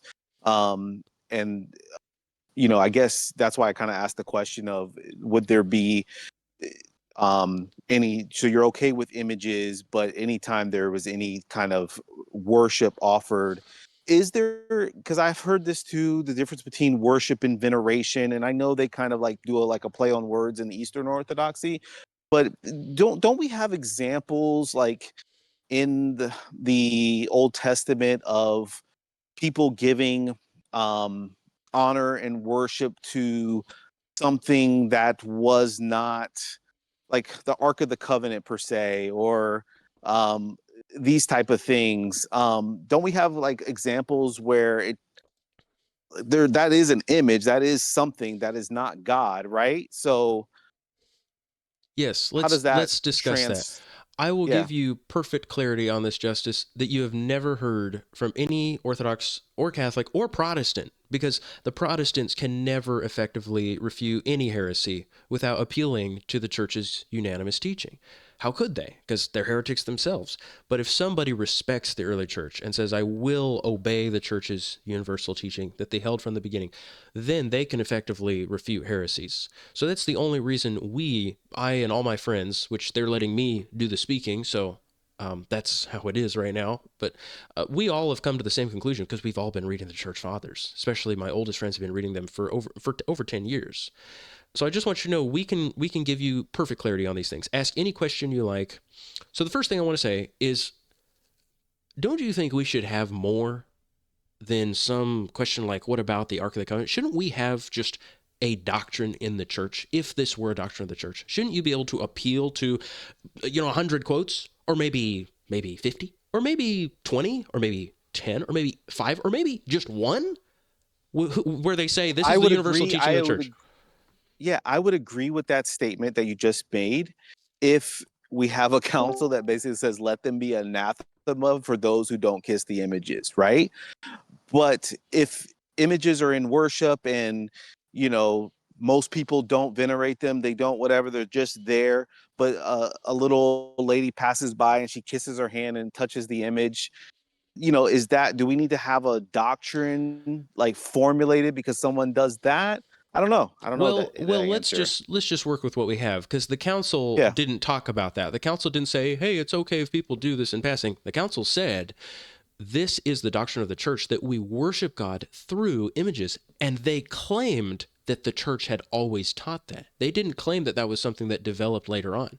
So if you go with the Second Council of Nicaea, I got to interrupt you, and I apologize, but the reason why I have to interrupt you is you're referencing a council that the Oriental Orthodox don't hold to. So you're almost like pitting me against I see. Eastern Orthodox. That's fine. Okay, I won't bring it up then. But still, Yeah. the doctrine has to be there. You're saying, isn't some little thing or that thing, just allowed?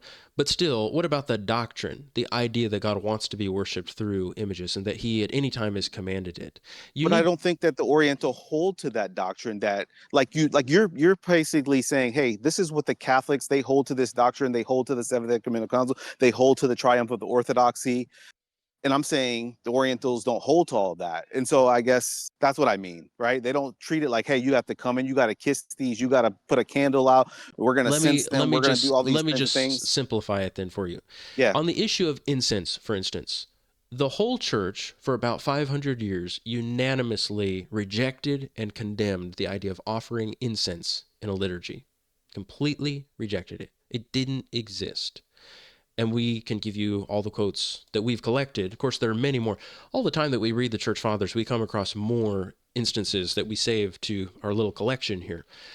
But again, if that's completely rejected, then you can't even have anybody doing these things in passing. It's either a doctrine of the church or it isn't. And in the case that we're talking about here, it's not just something that's tolerated and that people do in passing, it's forbidden. And the same is true about icons. They don't just have silence on the issue. It's not like, oh, we just can't find this doctrine taught anywhere in the early church that, hey, it's nice to do this in passing, and that is a doctrine. Even to say it's a nice thing to do, and they're giving some approval to it. Not only is that absent in the early church, it's forbidden. They say, we do not bow down to images. We do not offer incense to images. These are all pagan practices. We do not kiss images. In fact, a lot of them consider kissing to be even more worshipful than bowing down. But the two things that God forbade are bowing and burning incense to images. So I guess ultimately, to kind of bring this to, land this plane, I guess, and maybe we'll have a part 2 at some time, is I guess what I struggle with, because I have been listening to your videos. Obviously, I think you did actually very well in the debate with Joseph Sweden. I was just like, did they actually think they won this? This is crazy. But so I think you did very well there. I think you make a lot of great points and a lot of quotes that you guys have.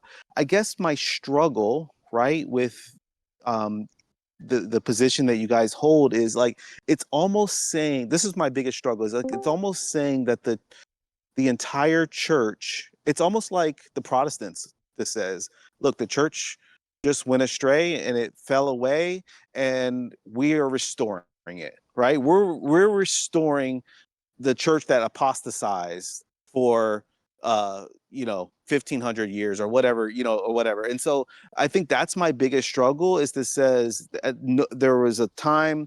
Your position is there's a time when basically you're saying now all the bishops have apostatized, all of them. Unless God you can has not show us one. preserved a remnant in the church. He has not preserved not one bishop in the entire world that's holding the true faith, We don't teach. and No, we are finding it. no, we've never said that. We don't claim to know what every individual on earth is doing. If you can find them for us, please tell us, Justus. We would join him in a second. We'd be with that guy. But we don't see any. That's the point. We are not aware of any big institution. I'll tell you, though, the difference between us and what you're describing, because they did lie about us. They claimed that we were something like that.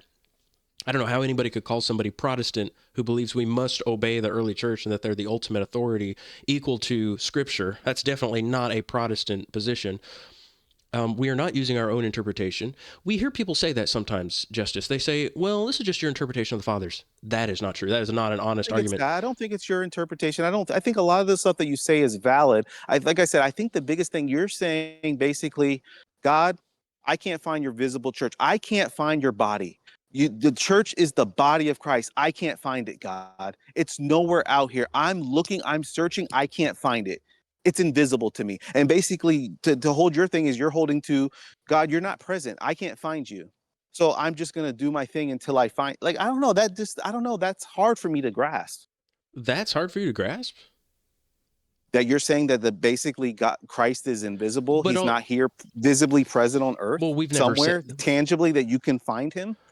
Well, we've never said that. We believe the sacraments are still here. You just literally said, I can't find the bishop who is holding to it. The bishop is the authority that's been passed down through Christ that is holding to the apostolic faith, right? And you're saying we can't find it. So when you find it, Justus, you're let me mixing know. us. You're mixing us, though. You're mixing our views with things that we don't actually say. We don't say that the church is invisible. We don't say that.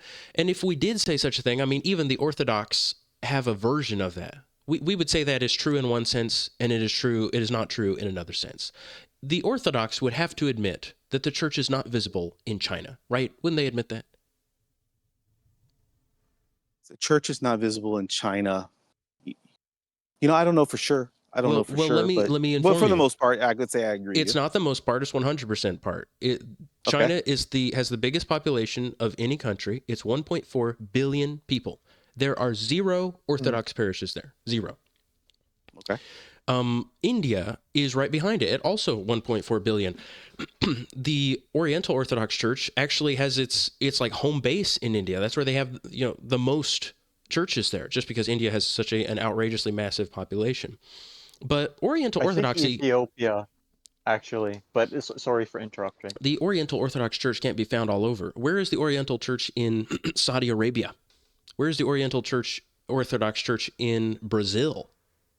It's pretty much non-existent. But you're telling me, with your access to all of the world, you don't know where that person in China, right, who's studying the church fathers and studying this, he can look out into the world, and maybe he doesn't have a quote unquote, or he doesn't have an Oriental Orthodox church. He doesn't have a church that's holding. He can see out maybe in the world that it is somewhere. So you're telling me nowhere in the world can I see this church. But the point is, Justus, he doesn't have a priest, does he?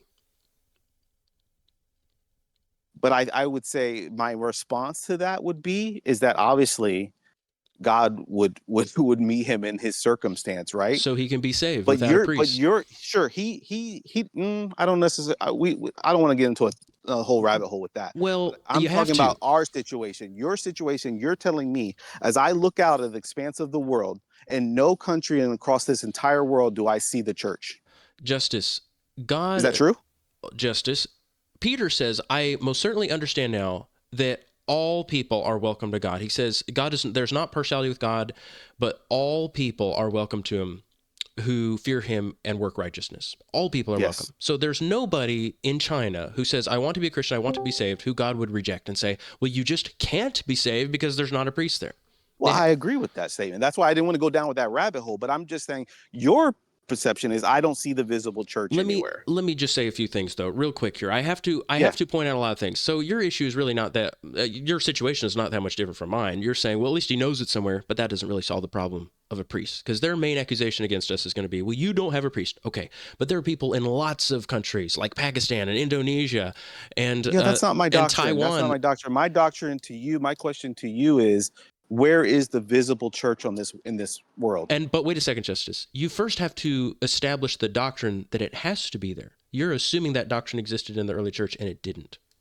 So then I would say why I hold to that is I would say my reason why I hold to that, I would say, is the doctrine that's when Christ says, and maybe you have a retort to this, but it's like that the gates of Hades will not prevail against the church. Yes, Justice. That's one. Hold on before you. I know you're going to respond to it. I know you have something for that, but more than that, it's like if we think of the church as Christ's body, right? Christ came in a physical body, right? We're not Gnostics. If you believe that the church is the body of Christ, it should be, to me. And again, I'm not holding to doctrines. I'm just fleshing this out with you as I'm on this journey, right? But it's like, I think this should be a place where you can find it, right? If you're searching, and it may be that, you know what, I don't have it nowhere here, but I see it's over there in China, or I see it's over there in Saudi Arabia, and I can't get over there, but God, at least I know your church is here, and I'm going to hold to those doctrines. I'm going to reach out to that church, and I'm going to correspond with that church. But you can't. But you can't. But you're telling me it's nowhere. That's what you're telling me. Well, or I can't find it. But what if it turns out, Justice, that the church can exist, it can continue on just like it did at the Arian crisis, which lasted for 40 years. It can exist without bishops. It can exist without priests. And that not only did the church fathers say that was possible, but that it was necessary, and that it was inevitable that would happen. Then what you're saying... It was inevitable what would happen? Sorry. That it would the bishops would fall away. And bishops? Yes. So you're saying that's a teaching of the early church? Yes. In fact, Athanasius said it's happening. He's saying just as it happened in Israel, that multiple times in Israel's history, all the priests became worshipers of Baal. He says, and that people had to live in the wilderness like Elijah. He said, we are in that situation right now. There are no bishops. Anybody who wants to be a Christian must separate from bishops. So if that happened after the Council of Nicaea, if there were no bishops on the planet, no legitimate ones, because remember, if you were to go try to find a bishop out in some city, it would be in some city that has a fake bishop. So even if what you're saying is true, that, I think there's one or two bishops, there's Athanasius and Hilary out there, which we are saying could be the case even right now, still the church is not visible. The only visible church is, whenever you happen to come across Christians who believe in God and who continue to have the church, they have liturgy, they have the sacraments apart from the bishops, which they're commanded to do in the early church. And even in the post-Nicene church, they're commanded to do that. In the apostolic constitutions, that it's just that you have a paradigm, you have a preconceived notion here that the church can't exist without bishops. You're saying that the early church fathers teach that the entire church will fall away and there will be no bishops. Yes, and they taught that even Jesus himself predicted that when he said, when the Son of Man comes, will he even find the faith on the earth? They taught that Jesus taught that when he said that it will be just like the days of Noah. So they said it'll be like the days of Israel when there were no priests, they're all gone, and it'll be like the days of Noah where there were no righteous men on the earth. So how do you pair that with and again, I'm not as versed as you have a lot more quotes and everything, but how do you pair that with the sayings, and I can't point to the specific ones where they talk about where the church is, that's where the bishop is, or where the bishop is, that's where the church is. How do you pair those teachings with that? Well, look at Ignatius, who says that. Right after he says that, he's writing these letters while he's on his way to be martyred. Right after he says these things, he says, let me show you. This is in his letter to the Romans. Let me read it to you, and I'll give you the link. He says, remember in your prayers the church in Syria. So he's the bishop of all of Syria. Remember in your prayers the church in Syria, which now has God for its bishop instead of me.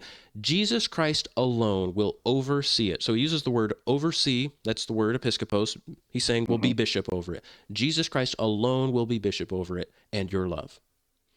So he says, remember the church in Syria. Their bishop is about to die. That's me. Jesus alone will be bishop instead of me. And if you pair this with what the fathers say, there is no contradiction. On the one hand, they say, obey your bishop. But if he's dead, or if he's become a heretic, do not go and celebrate the Eucharist with fake bishops.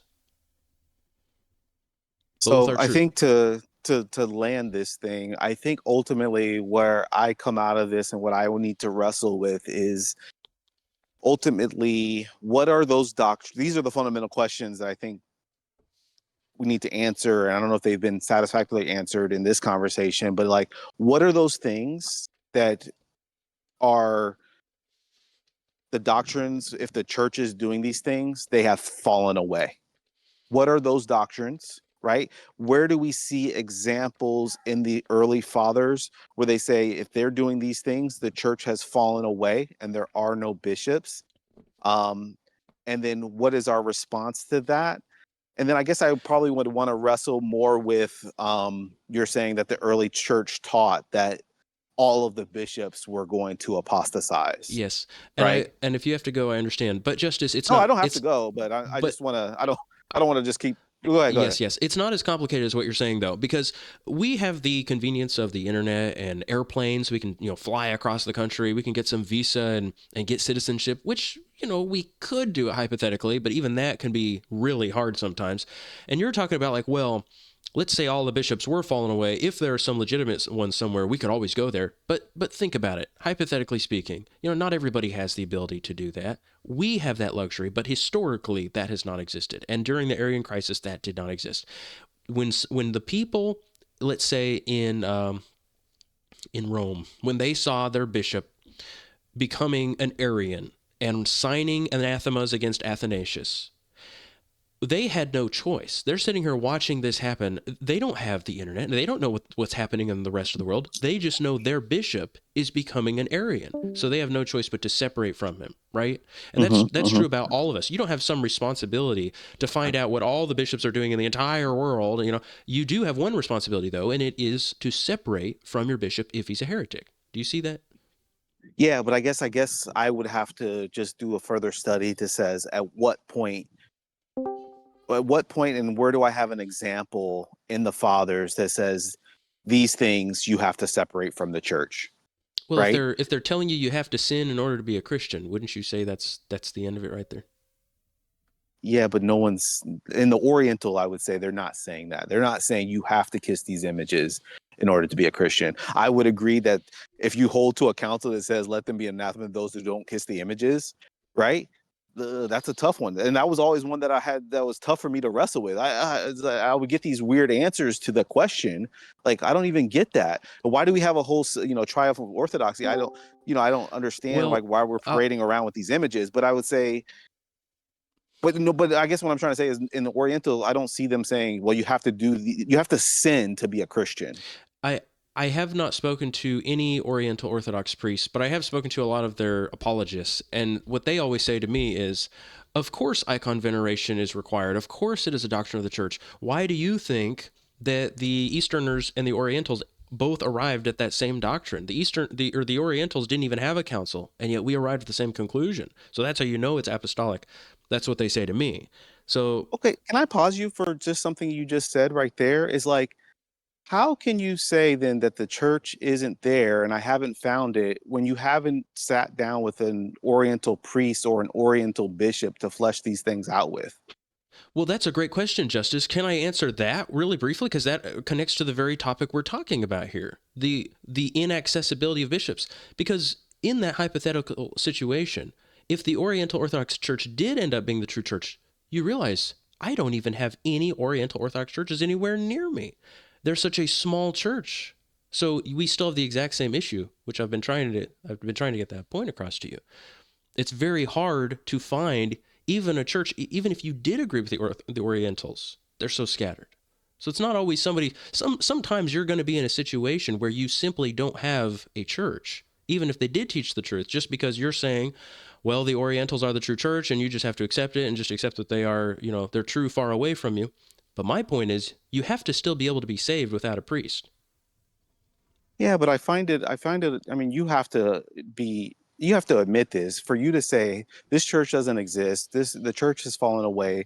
No one's holding to. And then you just said, I haven't even talked to an Oriental priest. Yeah, It's like I I don't think have you could anyone. drive. I'm sure there's an Oriental priest within 150 miles of your house. No? Well, I could drive and abandon my family and do that, but I mean, for if you wanted to know, hey, what do you guys know? What do you well, guys teach? it's What do you guys I do know believe? what they I think teach you though. I do know what they teach, go ahead. Justice. I mean, I don't have to do that. I could go. You're talking about me going and talking to one, but I would be talking to him to see if he would repent of his heresies, because they do teach a lot of heresies.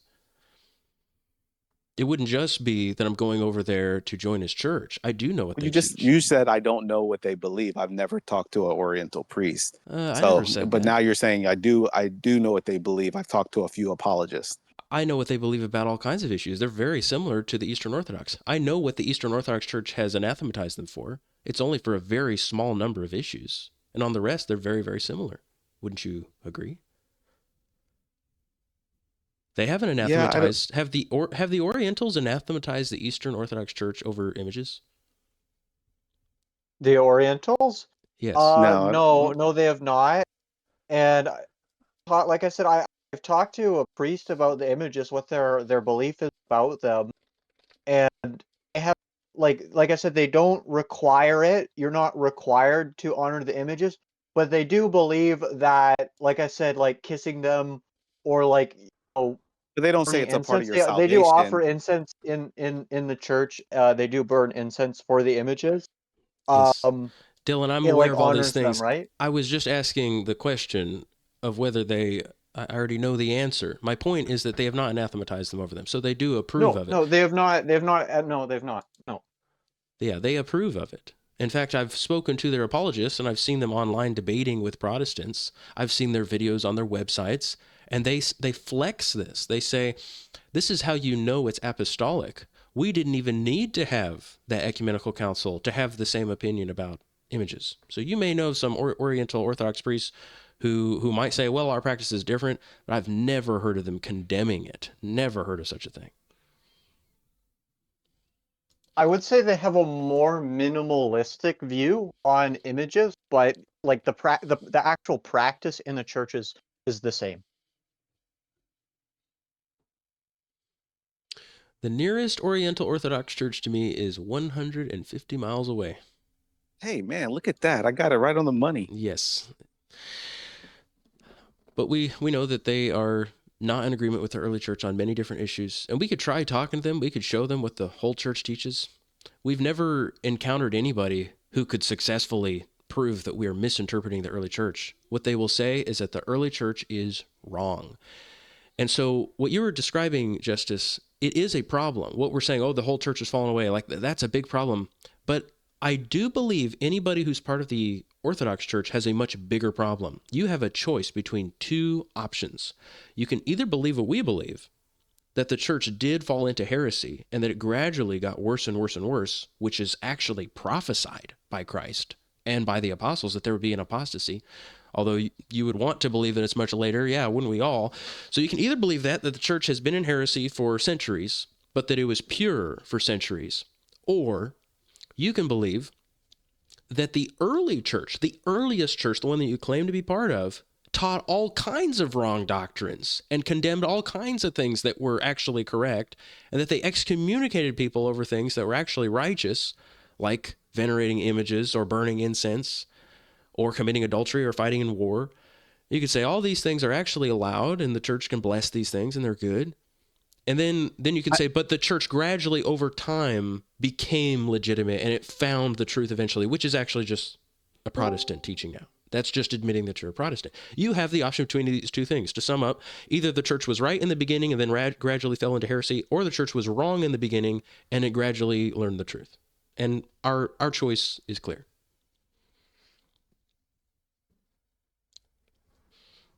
But you're right, it is a problem. I just think your problem is much bigger than mine.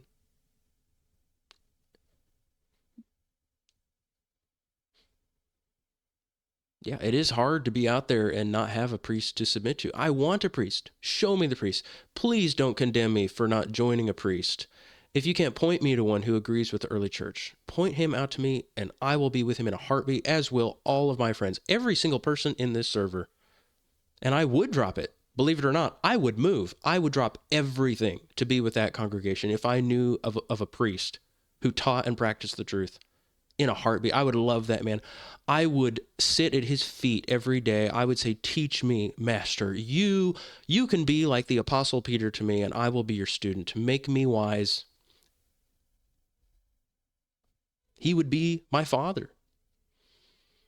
But where is that man? You can't bash me for not being part of that if you can't point out to where he is. Yeah, no one's bashing you. I'm not bashing you, at least. Maybe others do, but I know I I'm think just speaking ultimately, generally. yeah, I know, Justus. You're very friendly.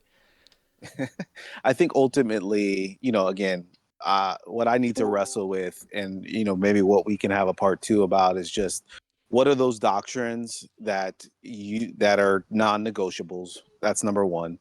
Number two, the treatment of images, what is acceptable and what is unacceptable, right? That's number two. You mentioned something about a church that basically makes you sin in order to be a Christian, right? So that wouldn't really apply to the Oriental Orthodox. But I think those would be ultimately the question. The other question really to wrestle with is, did the entire church apostatize? Did the fathers teach that? I mean, again, if you have these things to send me for me to kind of take a look, can the entire church apostatize?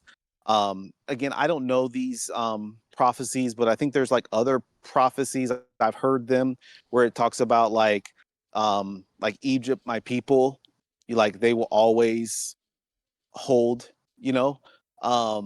so how do you like correlate that with the entire church apostatizing? Will there always be a remnant that is holding true to the true faith?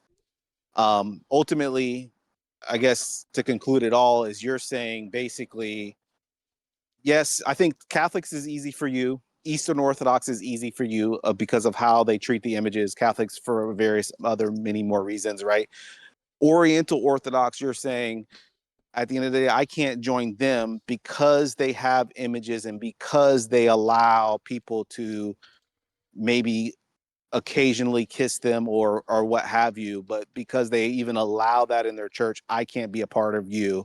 And because they allow people to get remarried, I can't be a part of you. Nothing with Christology, nothing with you know what I'm saying, the Trinity, nothing with Well, those things. idolatry. But Let me ask you something, Justice. yeah, If they were committing the sin of idolatry, if they were idol worshippers offering sacrifices to idols in your presence in a church, would you continue to attend that church? I guess what I have to wrestle with is what is okay. No, just hypothetically. You don't have to defend your church in particular, just Well, I'm in not general. defending it. I'm not even a part of the church, but I guess to idols. What do you mean? Like if they had a golden calf in the thing and they were Yes. offering incense to it? Yes, if they had a golden Sure. calf and Yeah. they're offering incense to it, you would say, I absolutely cannot even be in this church. Correct. Right. And that's what we believe too. And we would Correct. agree with the early church that offering incense to any object is idolatry by itself, and that demons live in any object that people treat that way, that they take and they offer incense to it. Demons automatically live in that object. Even if it were an image of Jesus himself, the church fathers say demons are in that thing, and anybody who participates in idolatry is inviting demons to possess them. So you're okay with images. We can No, have pictures, I, representations of Jesus. I just want you to know what we believe. We Okay. don't believe that images can be holy. We don't believe an image can be holy. We don't believe that any image you make really is a picture of Jesus. It is just your imagination. That's what we believe. If you were to Okay. make a picture and you were to say, here's a little picture of what this country looks like, or what the people in this country look like, or something like that, some illustration, as we make illustrations of things. You're doing that to try to teach people lessons. But when you step into this territory of saying, no, that's not just a picture of anybody. That's Jesus. That actually is Jesus. It's not just my idea of what he might have looked like or what people at that time period look like or how they dress. This is Jesus. And it's holy. And watch, I'm going to light my incense. I'm going to worship God by burning incense to this picture of Jesus. Then that's completely different. That's not just, are we okay with images? We're not discussing whether we're okay with images. We think images are very dangerous. We think that everybody should be on guard against it, especially coming from a sect that endorses idolatry.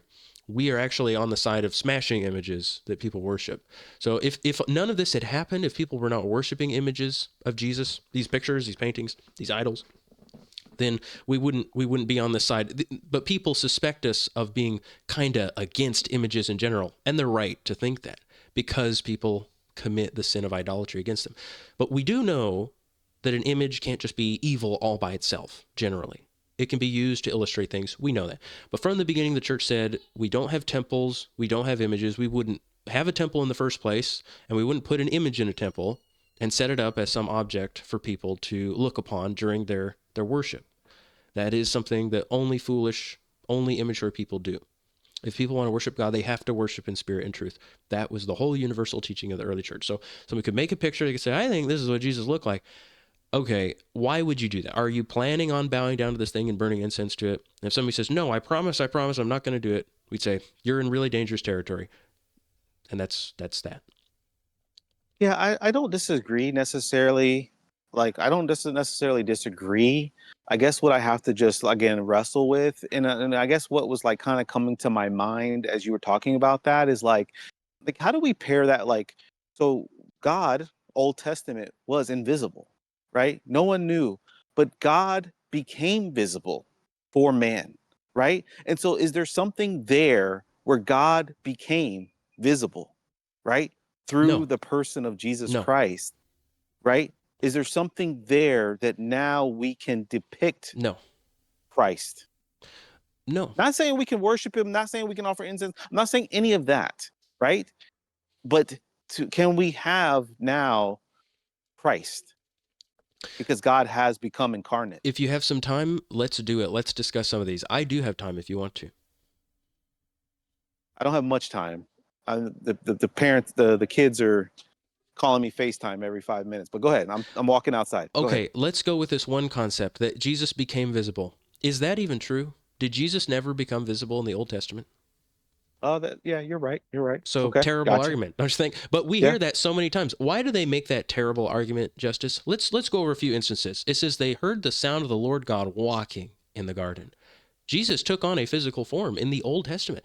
The church fathers think that Jesus was standing there closing the door of the ark and that Noah could see Jesus. They believe that Enoch walked with God, meaning he physically got to see God walking physically with him. We know Abraham ate with Jesus. He walked with him and talked to him. We know that Jacob wrestled with him. We know that Moses saw him. We know that Samson's parents saw the angel of the Lord and they knew it was God. We said, we have seen God. We know that Gideon saw the angel of the Lord, and we know that was God. He even says, I am. You know, it's always Jesus in the Old Testament. He's everywhere. He is visible. So where do the Orthodox get the audacity to make this argument? I know you heard it from them, you didn't invent it, but we're still just appalled at it, that something changed. Now God takes a physical form in the New Testament, and now we can depict him. Well, with that logic, we could have depicted him in the Old Testament. But what does he say to the Israelites? He says, for you saw no form. So he says, do not make an image, for you saw no form. What does he mean by that? Does he mean he cannot take a form? Well, no, he took a form. Does he mean I never have taken a form? Well, no, he doesn't mean that. He can, and he did. So what did he mean by that when he told the idolatrous Israelites who were just stuck on image making, and who, even when God made this command for them not to make images of him, still made an image to worship when God wouldn't make a form for them? They still did. What did God mean when he said to those Israelites, look, I didn't appear visibly to you. Don't make an image. You didn't see a form, did you? Because I didn't show you one on purpose. I deliberately did not show you Israelites an image because I know you make images and worship them. I know that's what you always do.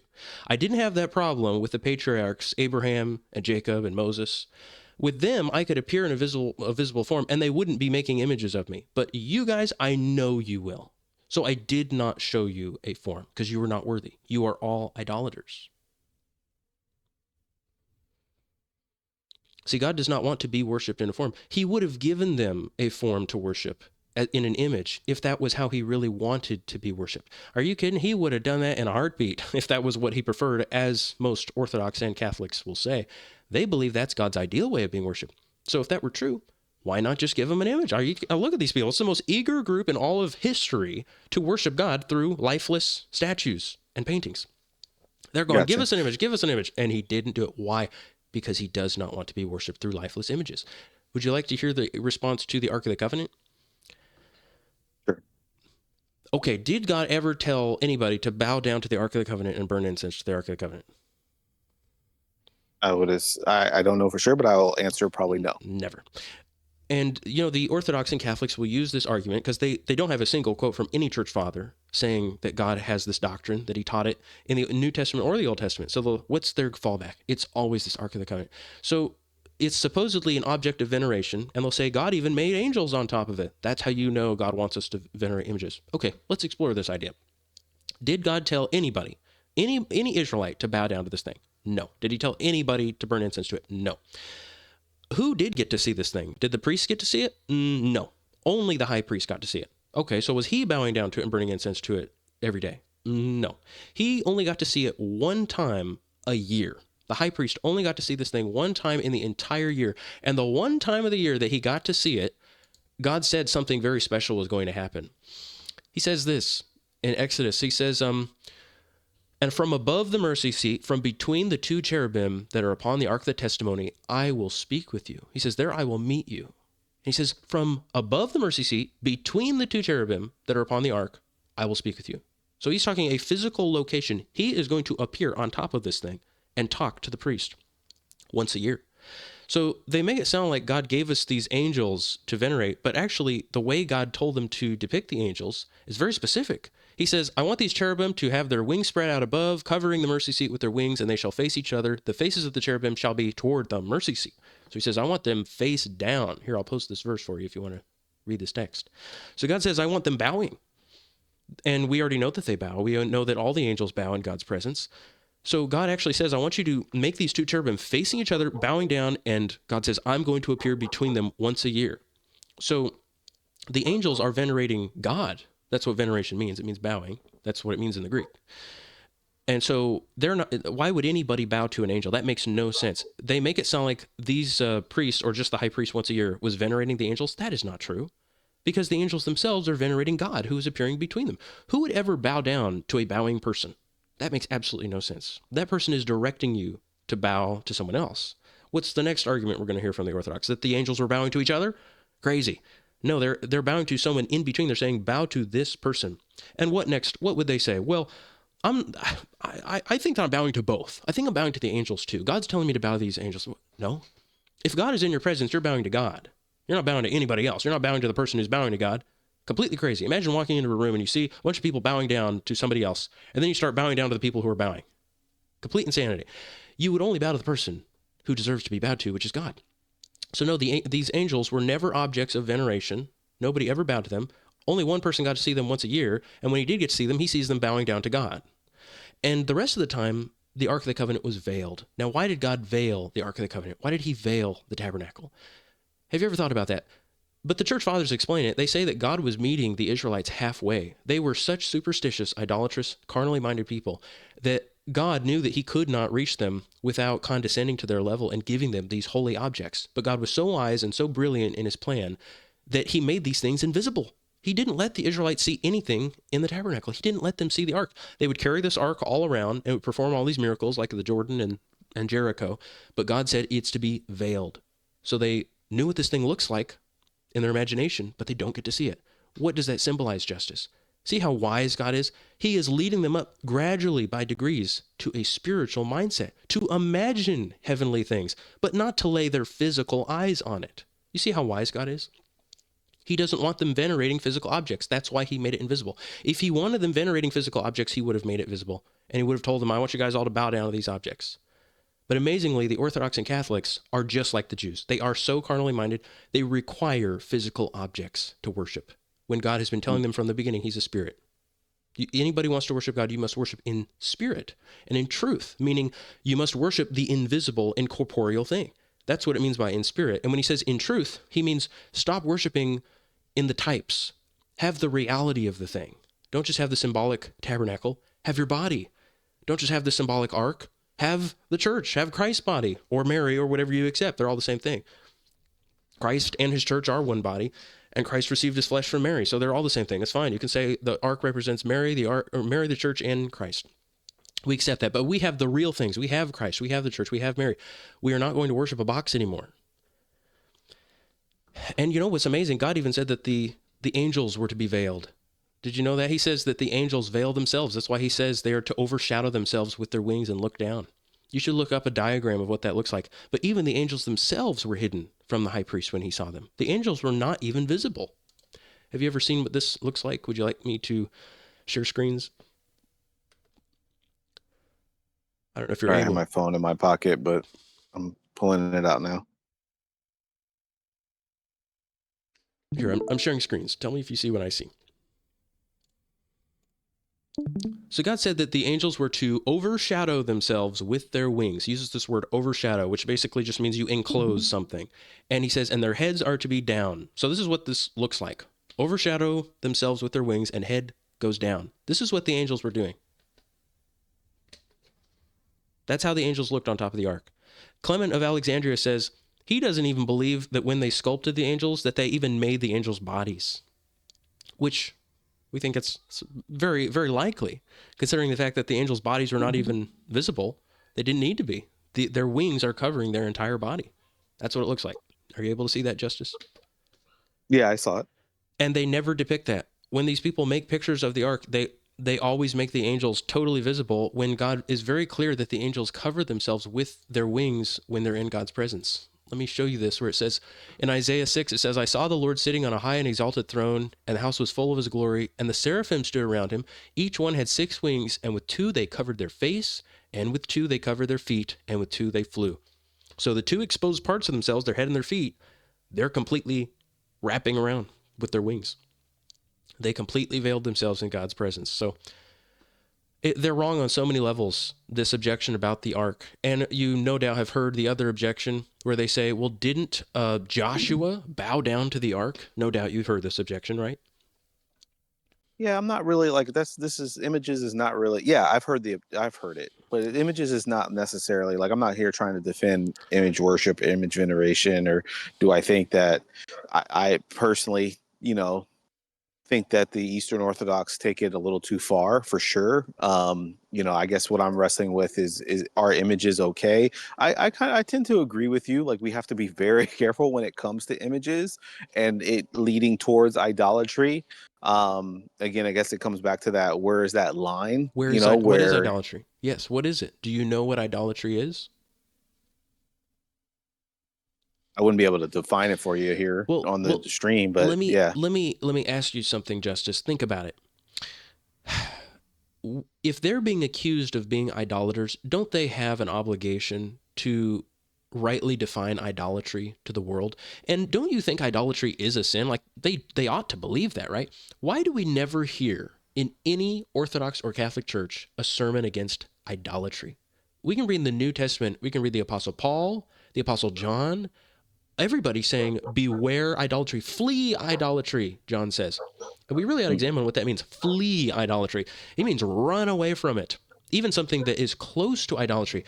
What Orthodox or Catholic flees idolatry? They're like, well, I'm really close. I'm like right on the edge here. Is that fleeing idolatry? Fleeing idolatry is when you get away from something even close to it. It ought to be that, you see somebody, when you see somebody fleeing idolatry, that would be when you say something like, whoa, man, what's your problem? You got a problem with all images or something? You say that to somebody who flees idolatry. You can tell we flee idolatry because we're asked that question. But let's examine it. What does idolatry mean? Idol means form. Latry, that's where we get the word, that's latreia. It means service. Idolatry, idolatreia. Form, service. It's giving service to some kind of form that you created. And what is service? God says you shall neither bow down, that's proskuneo, nor serve, that's latreia, images. Neither bow down nor serve. So bowing down, that's one aspect of idolatry. Serving is the other aspect. Serving means offering sacrifices. You can look up every instance of that word, latreia, in the Old Testament and the New Testament, and you can see that is when you offer either a sacrifice of a burnt offering or incense. Incense is a form of sacrifice. In fact, the word for altar it is just 2 things. It's just sacrifice place. It's 2 words. Sacrifice place. So there is the altar of incense. That's where they're offering the sacrifice of incense. We can show you many verses on that in the incense category on the website. Here, I can send it to you many, many times. So God says, don't do either of these things, bowing down to images or serving them with sacrifices like incense, and the Catholics and Orthodox do both of them. Hopefully that clears it up for you. They are doing both things forbidden.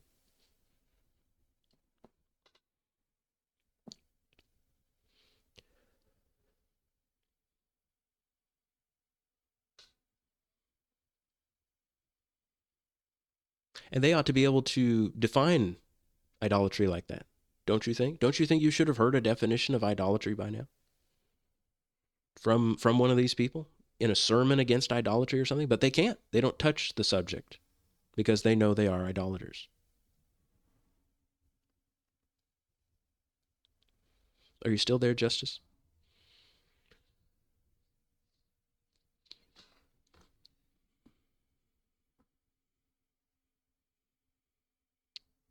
I was hoping to be able to continue the conversation.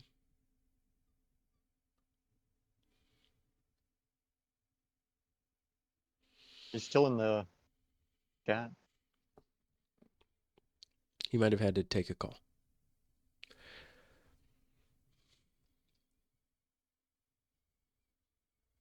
Well, I can make one other point, which Nolan was pointing out the other day.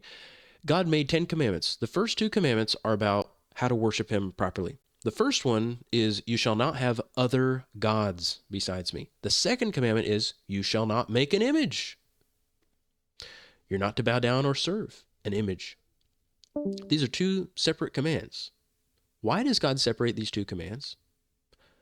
You know, the Catholics and Orthodox will say, no, God allows us to bow down to images and burn incense to them.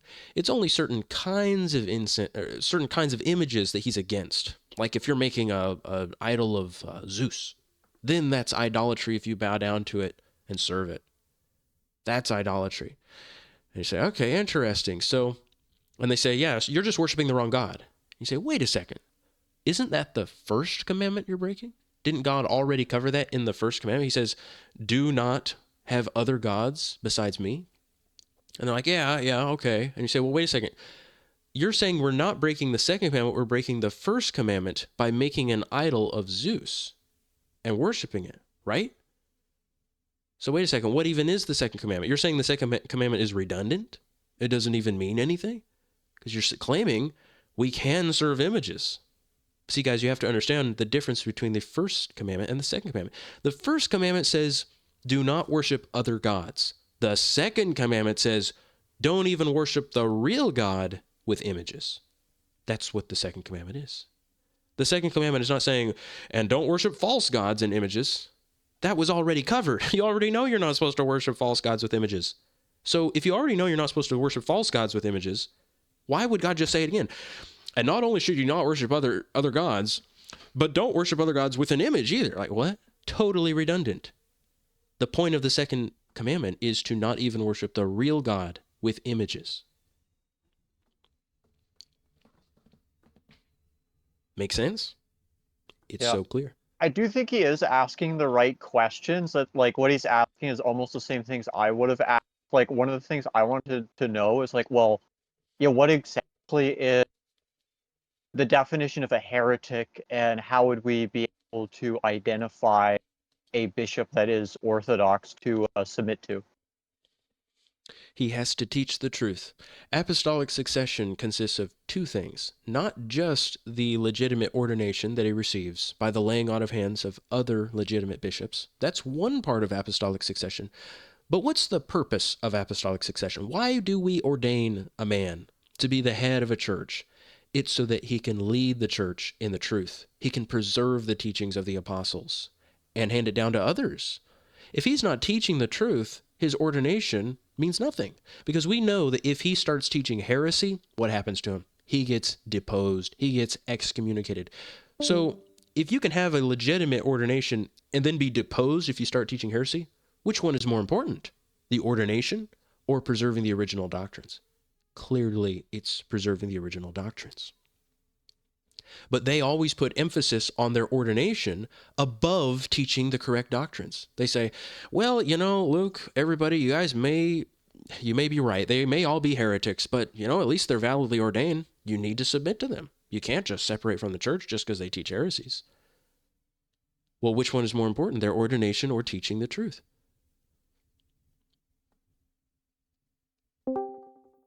I guess like my idea is like, obviously they are valid. You would say they are valid ordinations, right?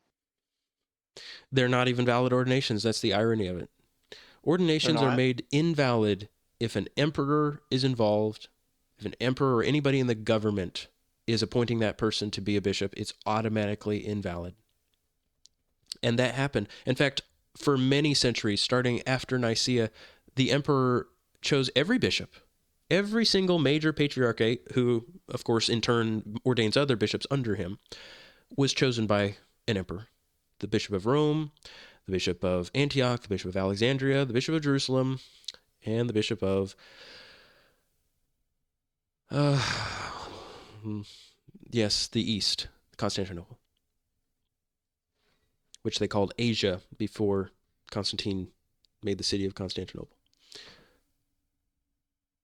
The emperor chose them, chose each one. He appointed them and he deposed them. When he didn't like a bishop anymore, he said, "You're not a bishop anymore." Got rid of him. I'm not sure which is worse, an emperor choosing a bishop or an emperor daring to depose a bishop, as if he had the power to say someone in the church, a leader in the church, is no longer a leader. Total adultery against Christ.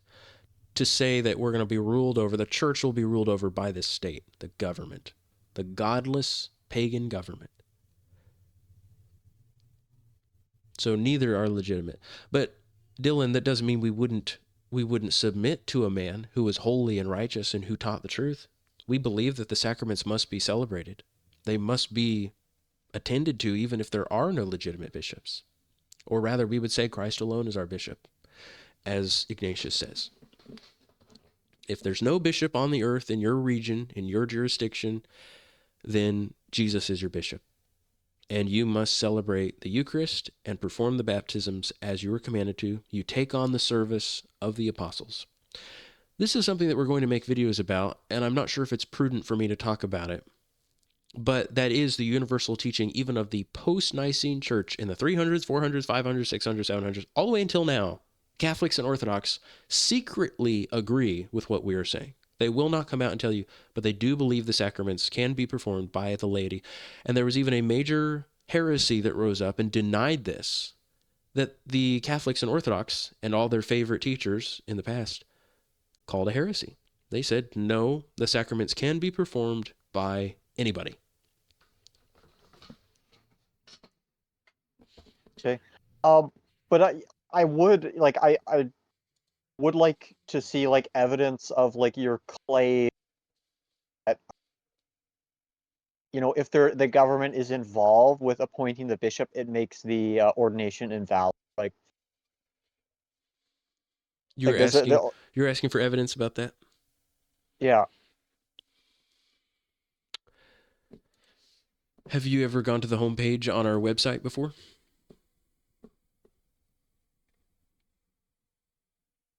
To that much at it. Like I've looked through.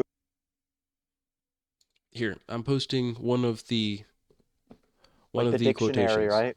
It's Apostolic Constitutions, Canon 31. There are many more that talk about ordinations. I have this book.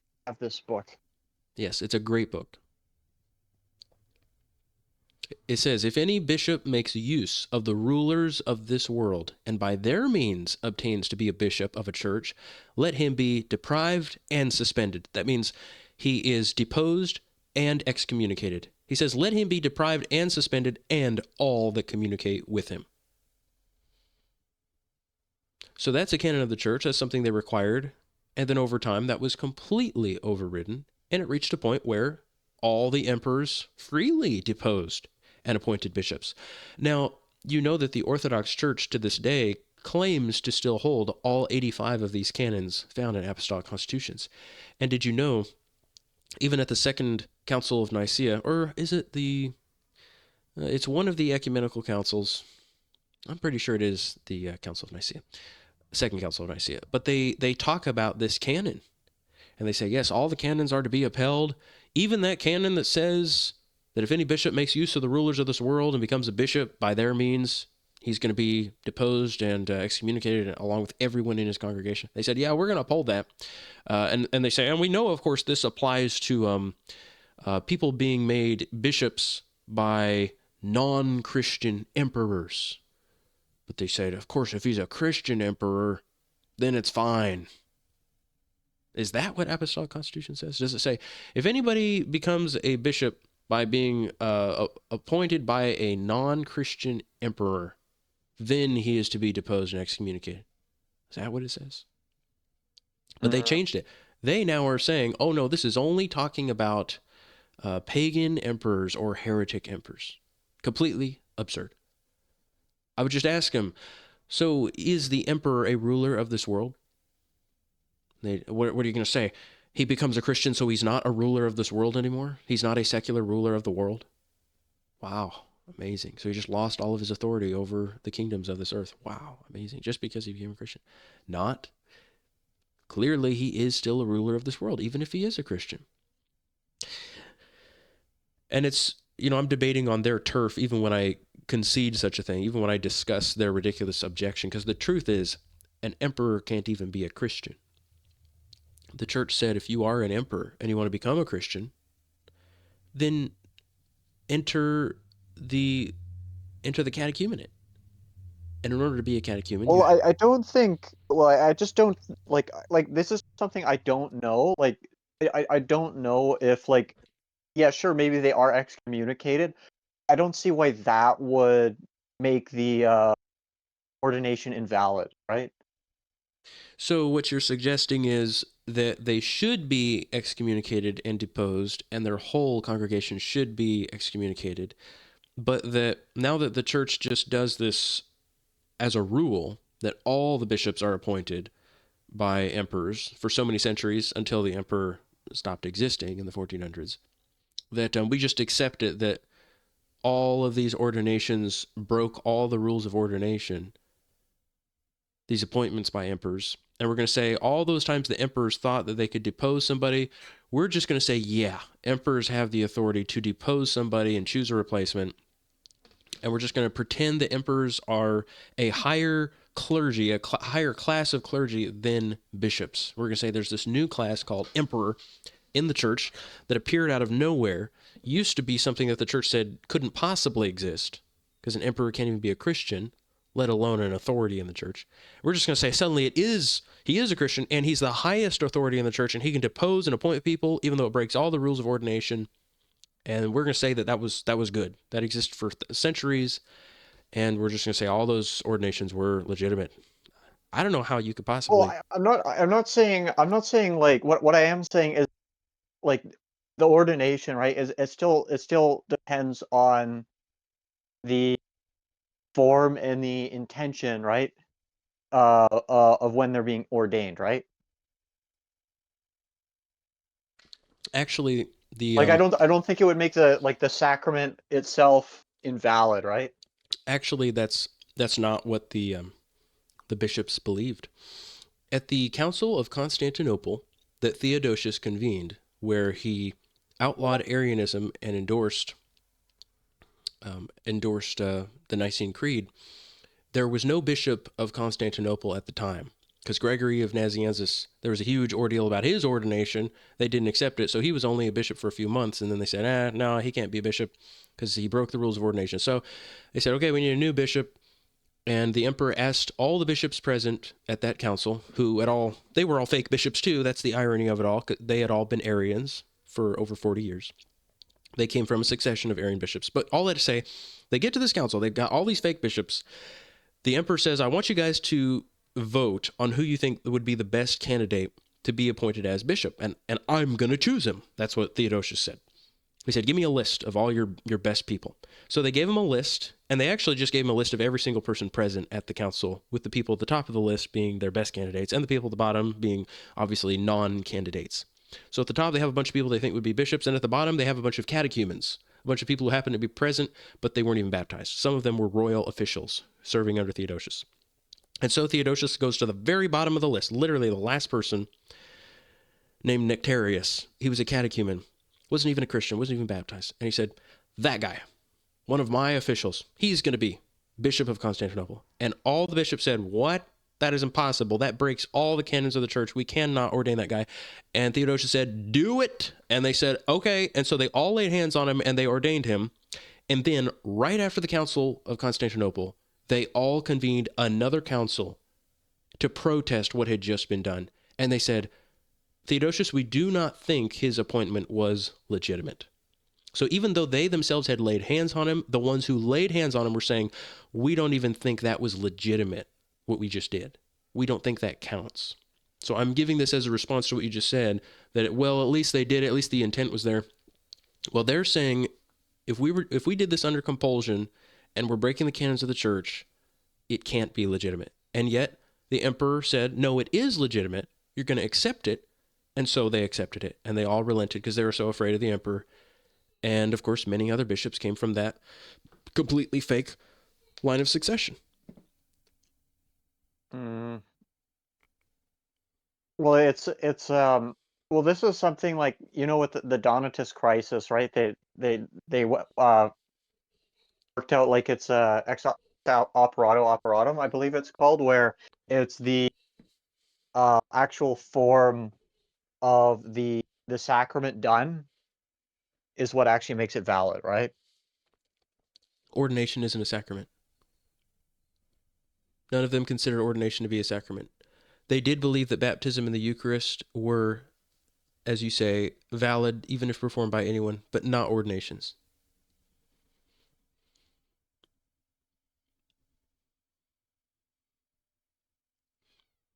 Well, it's still like bishops laying hands on that person to make them a bishop, even though it's done under compulsion, right?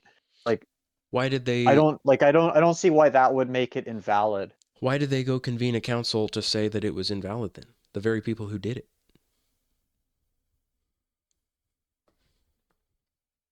Let me show you. Yeah, okay, I get what you're saying. Okay, so it's possible they just didn't have this opinion at the time, right?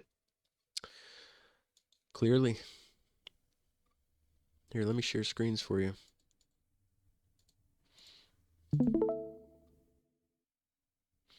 Yeah, they did not consider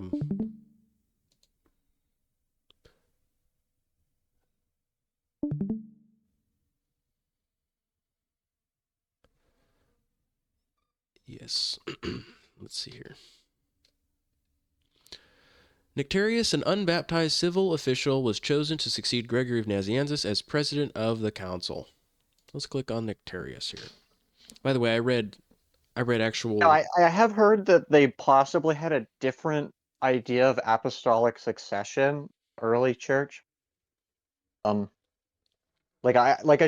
just haven't really studied these things. Like, almost everything I've read is like 5th century or later, right?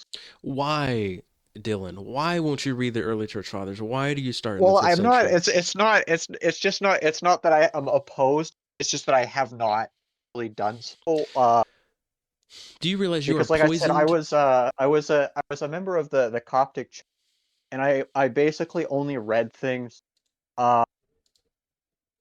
or I guess I would say, like, suggested to me, and I studied the councils, not that deeply, but just like to figure out what exactly the doctrines are, and to see if there's any contradictions between them, right?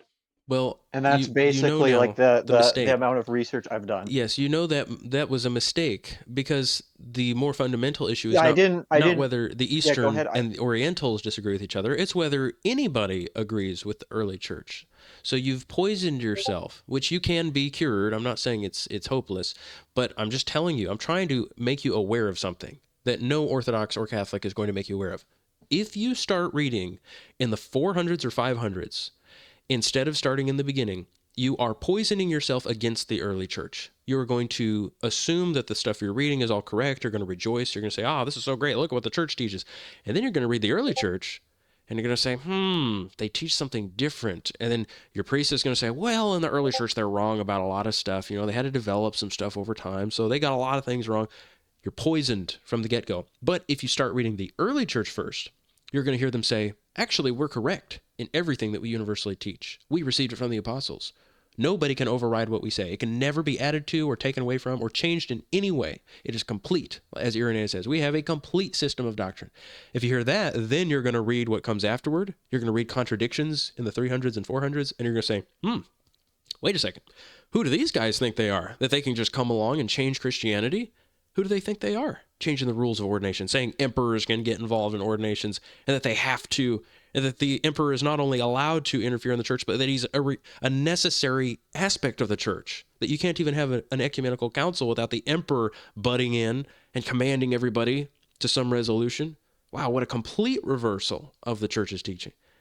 See, Dylan, it's been reversed. I understand what you're saying. But what I was taught, like in this, is exactly what you're saying. That basically, and this is the claim is that there's no changes in doctrine, and what the church currently teaches is the same thing that they believed in the beginning. This is the claim of like the Oriental Orthodox Church. They actually don't believe that there's supposed to be any changes in doctrine. Obviously, that's not what happened, but that is what they claim.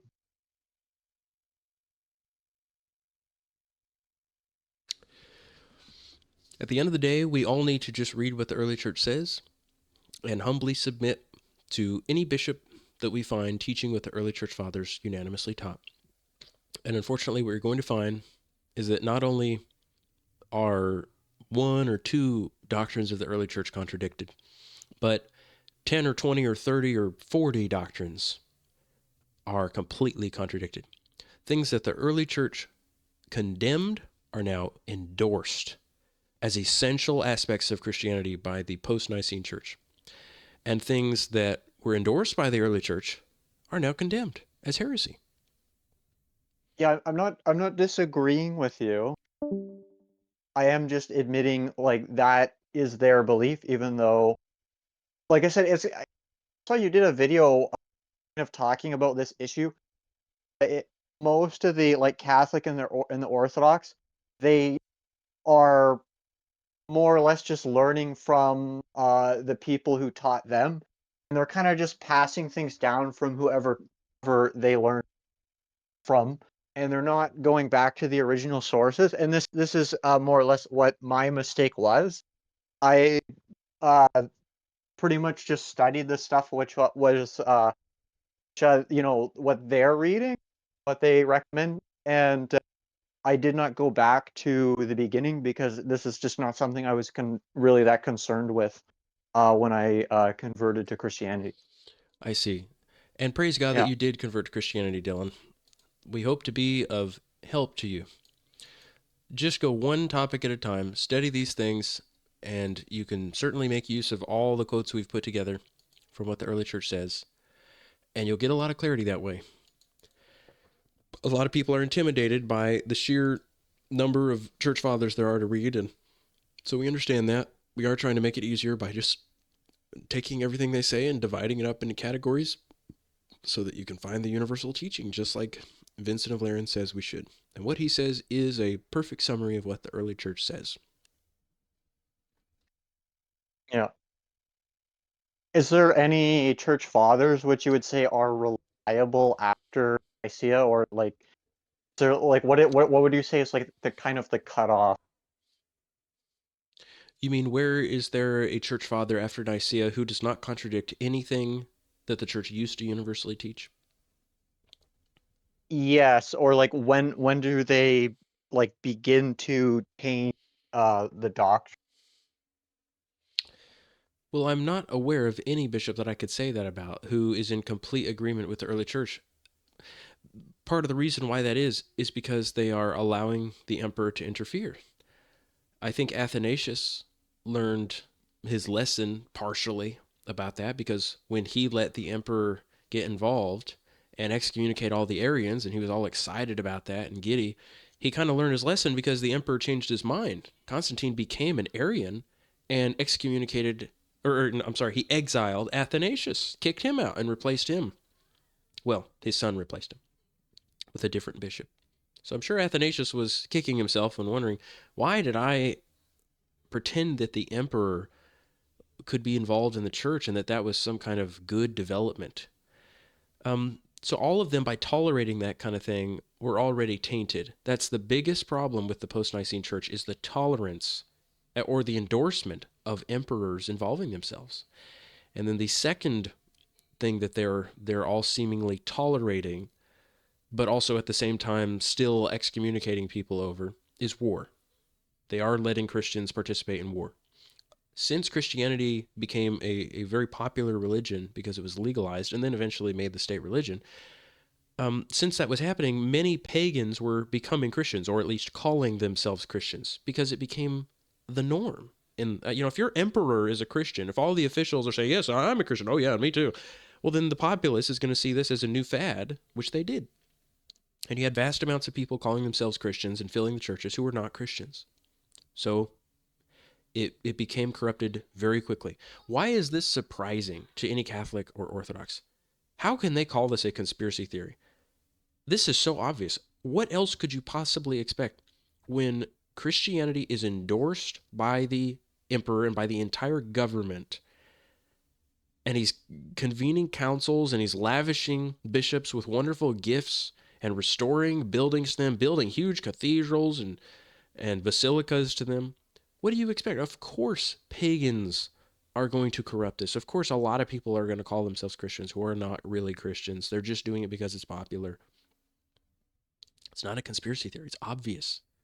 It'd be shocking if that didn't happen. So, to answer your question, government involvement and then tolerance of war, or sometimes like Basil saying, well, it's necessary to go to war sometimes. We Christians got to go to war. But you'll be excommunicated if you do it. That's what he says. Same position as the Orthodox Church today. Sometimes you got to go to war, but we will excommunicate you if you do it. Totally contradictory. Makes no sense. It's either a sin or it's not. The early church says it's a sin, and the church still to this day says that you will be excommunicated for it. Those are the two big things. I'm not aware of anybody in the post-Nicene church who just outright condemns Christians participating in war. I'm not aware.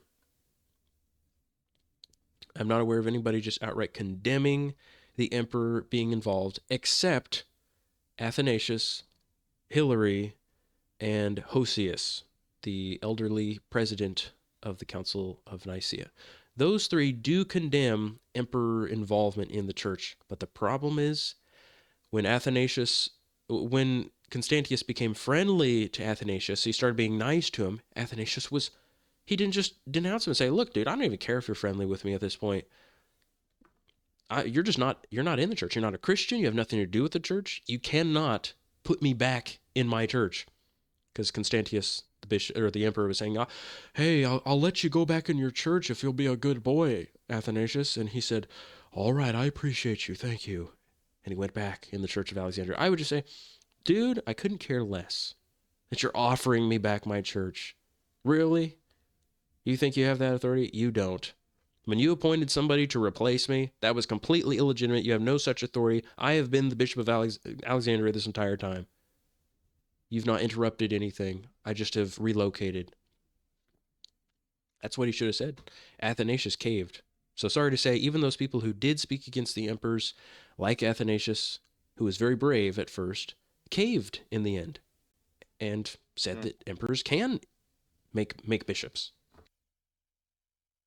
What is your interpretation of Romans 13?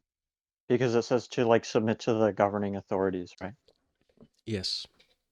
Well, it's completely in line with what we say. The church fathers all say that we should submit to the governments. We should pray for the governments, and we do completely endorse obedience to the magistrates and the soldiers who enforce the laws against murdering and stealing. And we know that evildoers deserve to be punished, and that the government exists to put the fear of God in evildoers. We know that the government, the king and his soldiers, symbolizes God and his angels. So we fully support the punishment of evil people. But we are not allowed to be in the government ourselves, and the government has no authority to interfere in church affairs. Okay. Um, Now, with in regard to violence, is there ever a legitimate of violence? Like, let's say your family is endangered. Are you is it permissible to use force in like to say like let's say somebody has like your family hostage or is trying to kill them or something? Well, Dylan, here's a link to all of the quotations that we've put together from the Church Fathers on the subject of war/self-defense.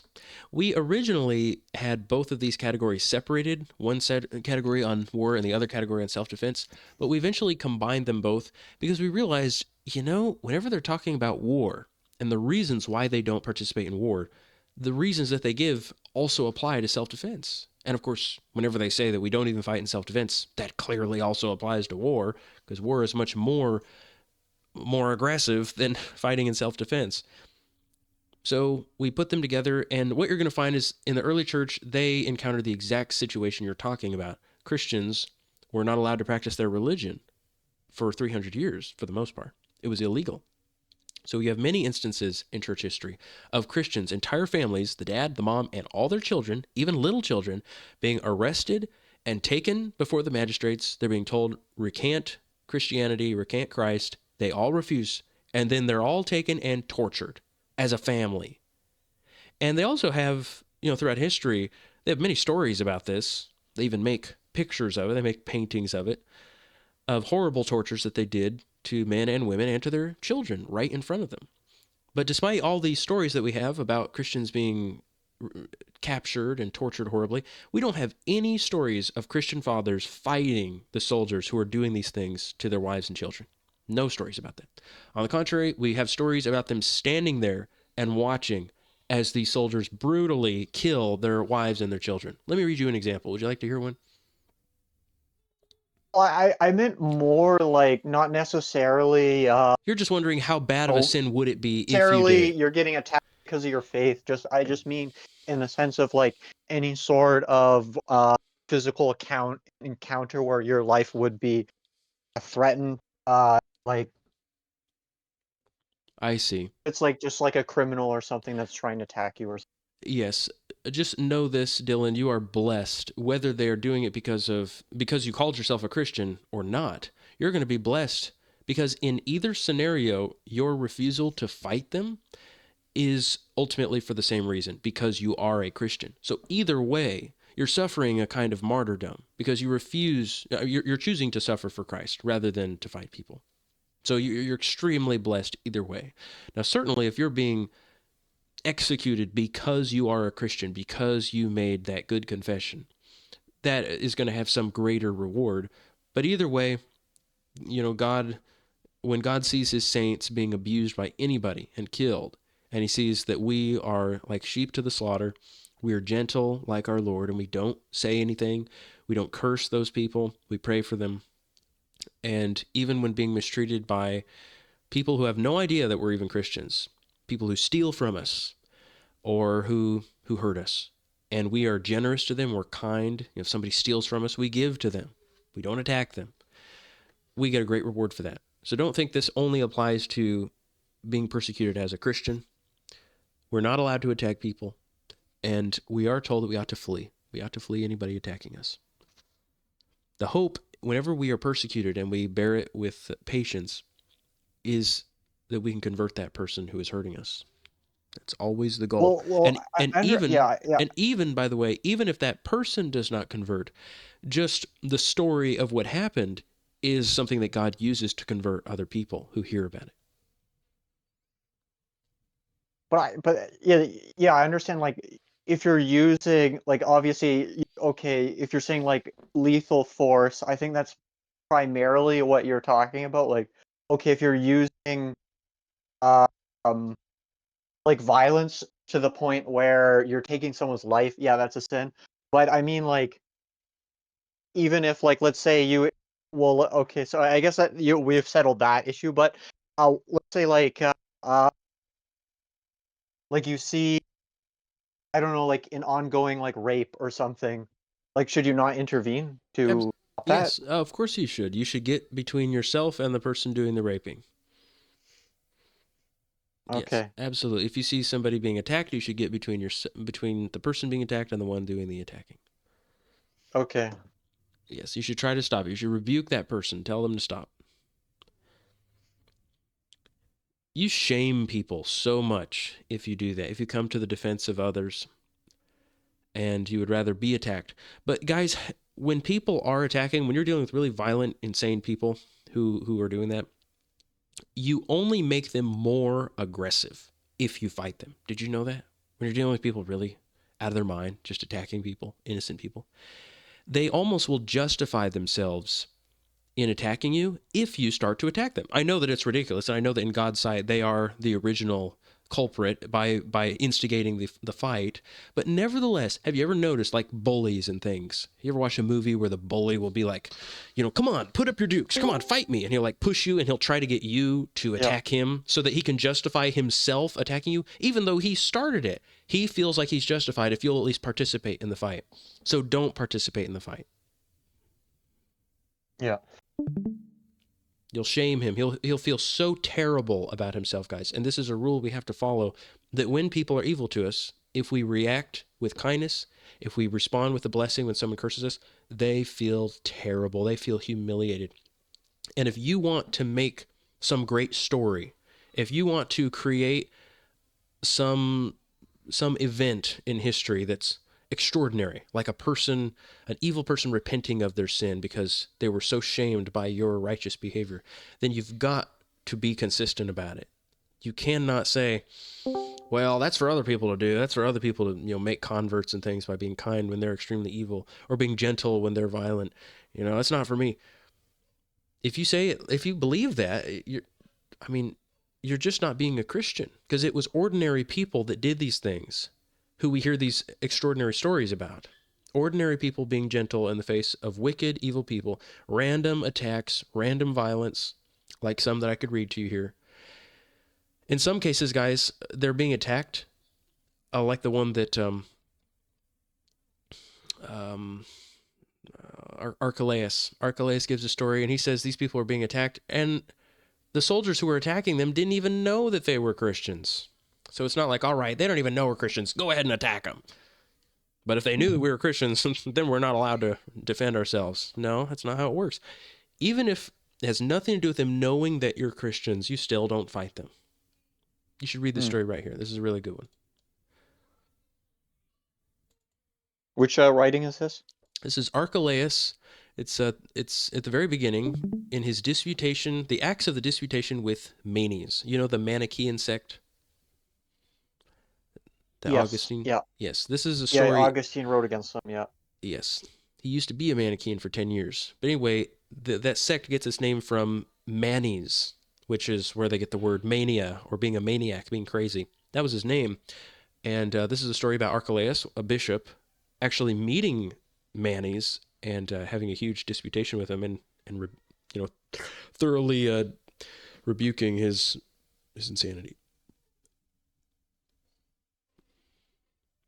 It's really great. But the beginning starts with a story about Archelaus the bishop and this epic scene that unfolded where some Christians were mistreated.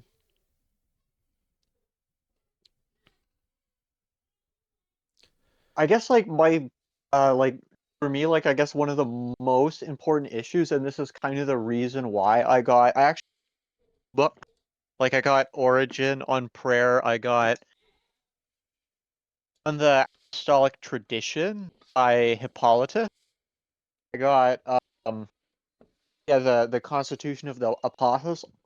I'm trying to figure out what exactly was the a prayer practice, and I think I kind of have figured out. Okay, it seems like they had 7 times a day which they prayed, and beyond that, I get I have a general idea of what, but what actually were they praying? Maybe it was just mental contemplation, or maybe they were singing hymns. I'm not really too sure. I'm sorry, we were just asking what their liturgy was. Just mainly the prayer practice. I see. And They prayed every 3 actually, hours. they would be What? They prayed every 3 hours. That's what they did. They kept 3 main watches, which was 9 o'clock, 12, and 3 p.m. But they would also pray throughout the day. Hippolytus says in his apostolic tradition that they would even pray at midnight. That was one of the watches. They would wake up at midnight and pray the Lord's Prayer. So that was one of the things they did. And then the liturgy, during the liturgy, there were a bunch of prayers that they would pray. You can read the earliest liturgy in church history if you read apostolic constitutions. What page is it on? I have It's book 8. um It's most of book 8. Okay.